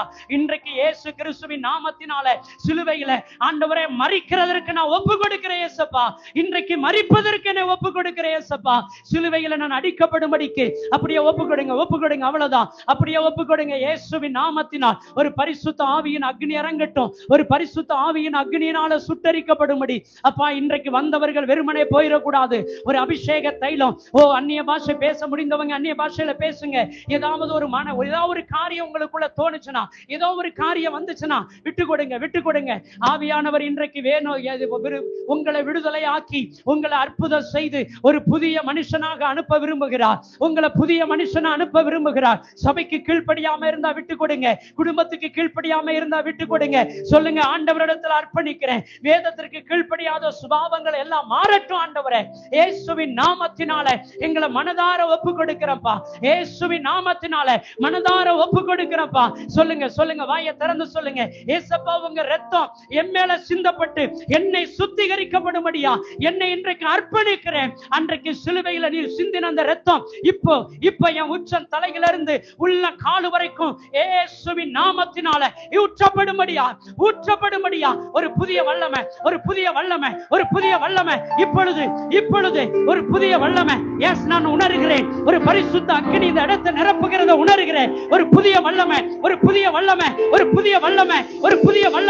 S yes yes yes. விடாதீங்கப்பா. ஒப்பு கொடுப்பா. அழுக முடிஞ்ச அழுது. ஆமென். இயேசுவின் நாமத்தினால ஒரு தெய்வீக அக்கினி பரிசுத்த ஆவியானவர் தொடுகிறார். ஒவ்வொருவரையும். வாலிபனே உன்னை ஒப்புக்கொடு. வாலிப தங்கச்சி உன்னை ஒப்புக்கொடு. வாலிப தங்கச்சி உன்னை அர்ப்பணி.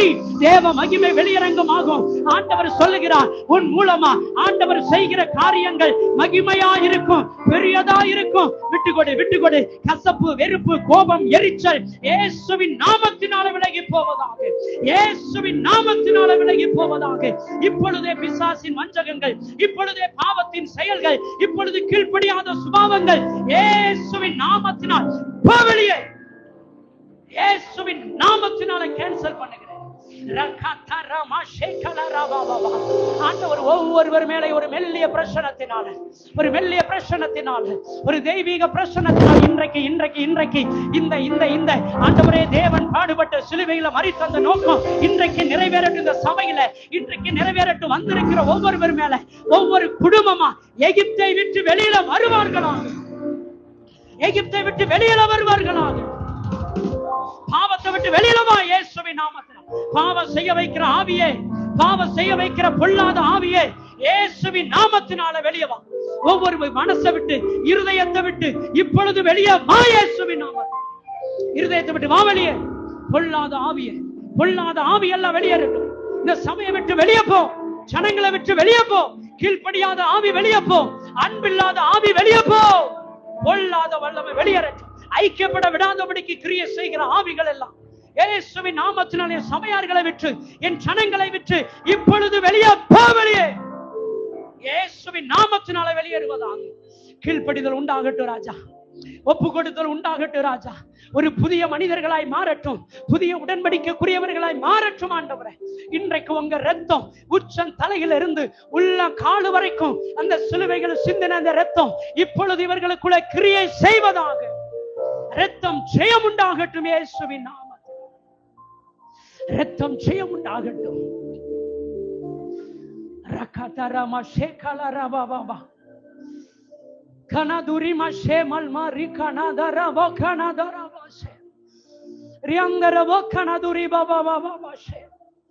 ஆண்டவர் சொல்லுகிறார், மரித்தவன் இனி மீண்டும் விழாதபடி எச்சரிக்கையாயிரு. மரித்து போன நீ மீண்டும் விழாதபடிக்கு எச்சரிக்கையாயிரு. ஆண்டவர் சொல்லுகிறார், அசதியாயிராதே, ஜாக்கிரதையாயிரு. சபையே ஜாக்கிரதையாயிரு. ஆவியில அனலாயிரு. ஆவி அவிச்சு போட்டிருக்கிற ஆவி மரிச்சு போயிருக்கிறது. ஆவியை நீ அணைச்சு போட்டிருக்கிற. இன்றைக்கு அது புதிதாக்கப்படுவதாக. இன்றைக்கு புதிதாக்கப்படுவதாக. புதிய ஆவியை கர்த்தர் ஊற்றுமாறாக. புதிய ஆவியை ஊற்றட்டும் இயேசுவின் நாமத்தில். சபைக்கு தூணும் ஆதாரமாய் பிள்ளைகளை மாற்றுங்க ஆண்டவரே. இந்த ஊழியத்திற்கு இவர்கள் தூணுமாய் ஆதாரமாய் மாற்றுவீராக. ஐக்கியமும் அன்பும் பெருகட்டும் என்று கட்டளையிடுகிறேன். கீழ்ப்படிதல் உண்டாகட்டும் என்று கட்டளையிடுகிறேன். தேவ ஆவியானவர் பிள்ளைகளுக்குள் அசைவாடுகிறதற்காக நன்றி கர்த்தாவே. உம்முடைய மகிமையான கரத்துல பிள்ளைகளை ஒப்பு கொடுத்துட்டேன். இனி வருகிற நாட்களில் இவர்கள் புதிய உடன்படிக்கைக்குரியவர்களாய் புதிய மனிதர்களாக வாழ கர்த்தர் உதவி செய்யும். இன்றைக்கு இவர்கள் மரித்து ஆண்டவர் இயேசு கிறிஸ்துவோடு சிலுவையில் அறையப்பட்டார்கள். பாவ மன்னிப்பின் நிச்சயம் பெற்றுக் கொண்டார்கள் என்று நான் விசுவாசிக்கிறேன். நீர் அப்படியா இவர்களை புதிய மனிதனாய் மாற்றுகிறதற்காய் ஸ்தோத்திரம். கரங்களை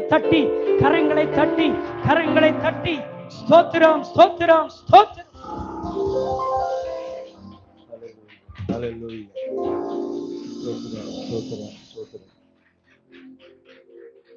அப்படியே அமர்வோம். சபையின் அறிவிப்பு. உட்காருங்க எல்லாரும்.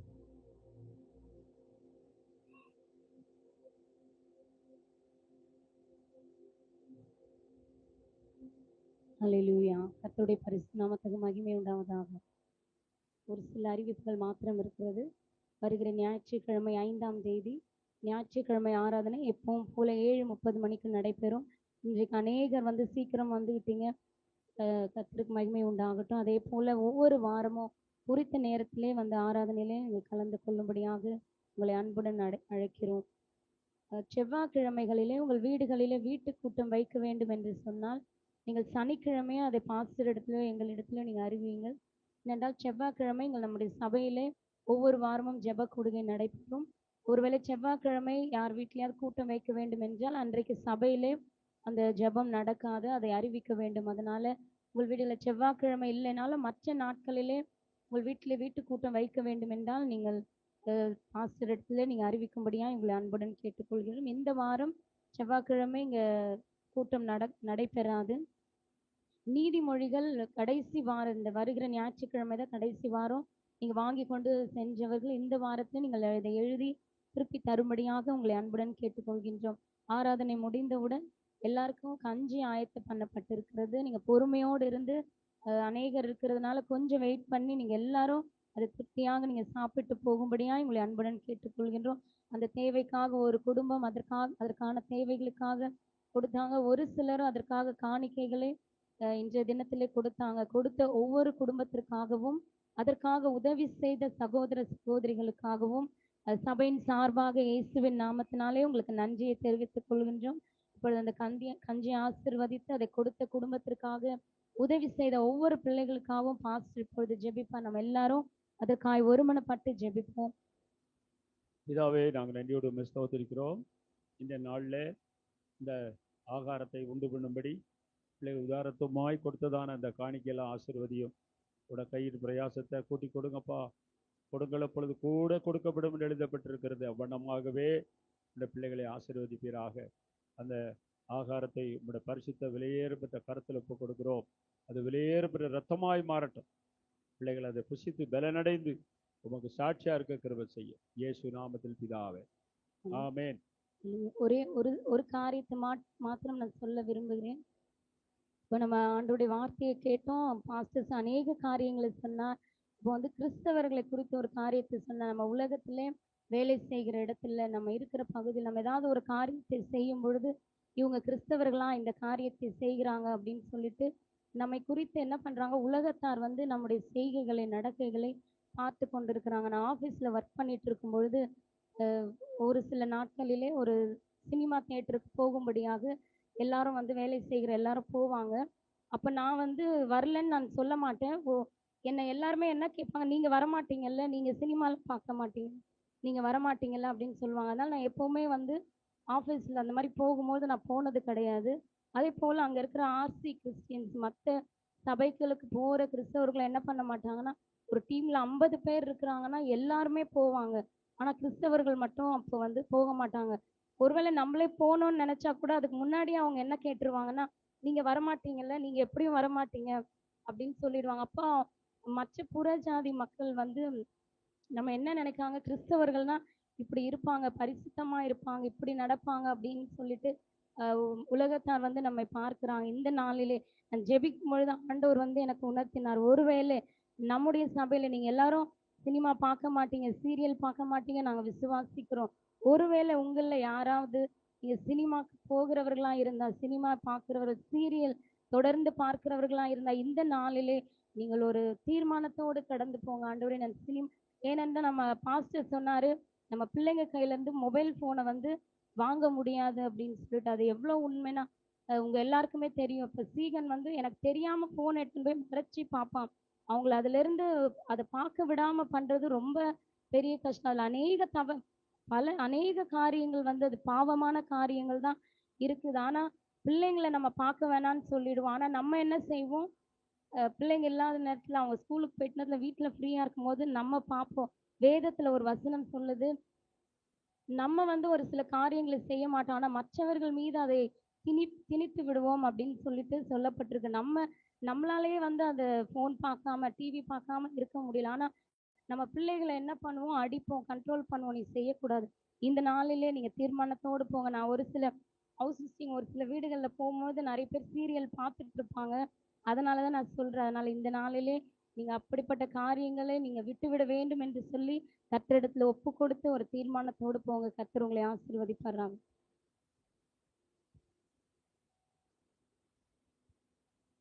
எல்லோரும் சபையால் இணைந்து உங்கள் தசம்பாக காணிக்கைகளை செலுத்துங்கள்.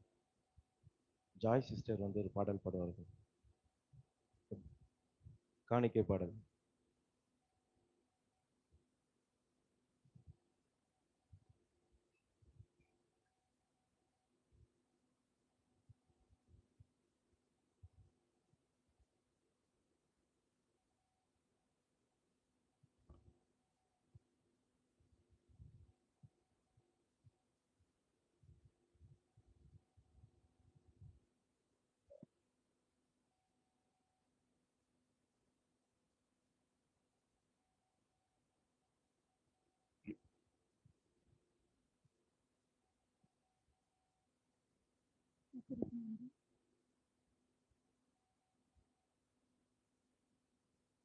இயேசு கிறிஸ்துவின் அன்பு என்றும் மாறாதது. இயேசு கிறிஸ்துவின் மாறா கிருபை என்றும் குறையாதது. இயேசு கிறிஸ்துவின் மாறா கிருபை என்றும் குறையாதது.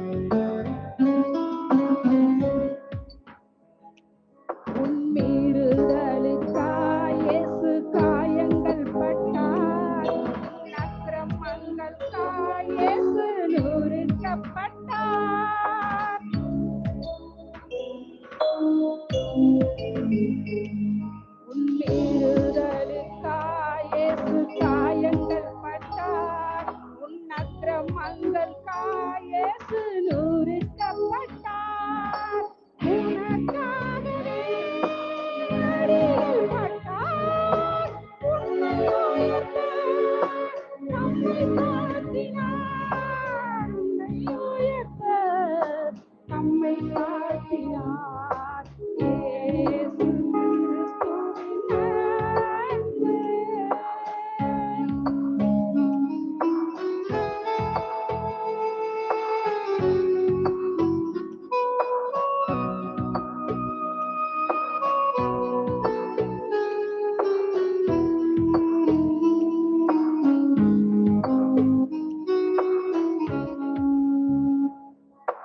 கல்லர் மத்தியில் ஒரு கல்லனை போல குற்றவேசு கிறிஸ்து தொங்கினாரே.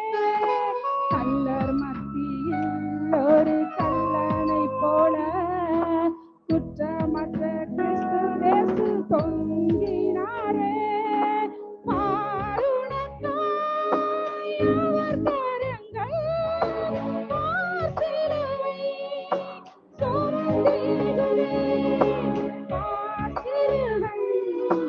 சுமந்தேகுவே இயேசு கிறிஸ்துவின் அன்பு.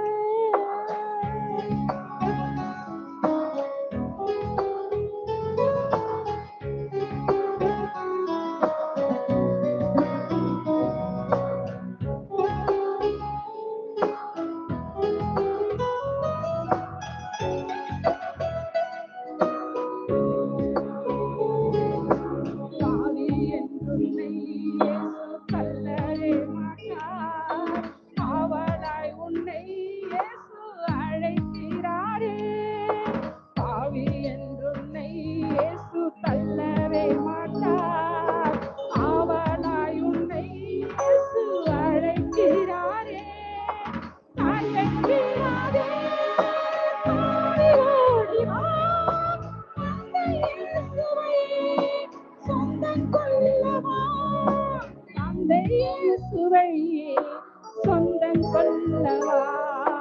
இயேசு கிறிஸ்துவின் அன்பு என்றும் மாறாதது. இயேசு கிறிஸ்துவின் மாறா கிருபை என்றும் குறையாதது. இயேசு கிறிஸ்துவின் மாறா கிருபை என்றும் குறையாதது. இயேசு கிறிஸ்துவின் அன்பு.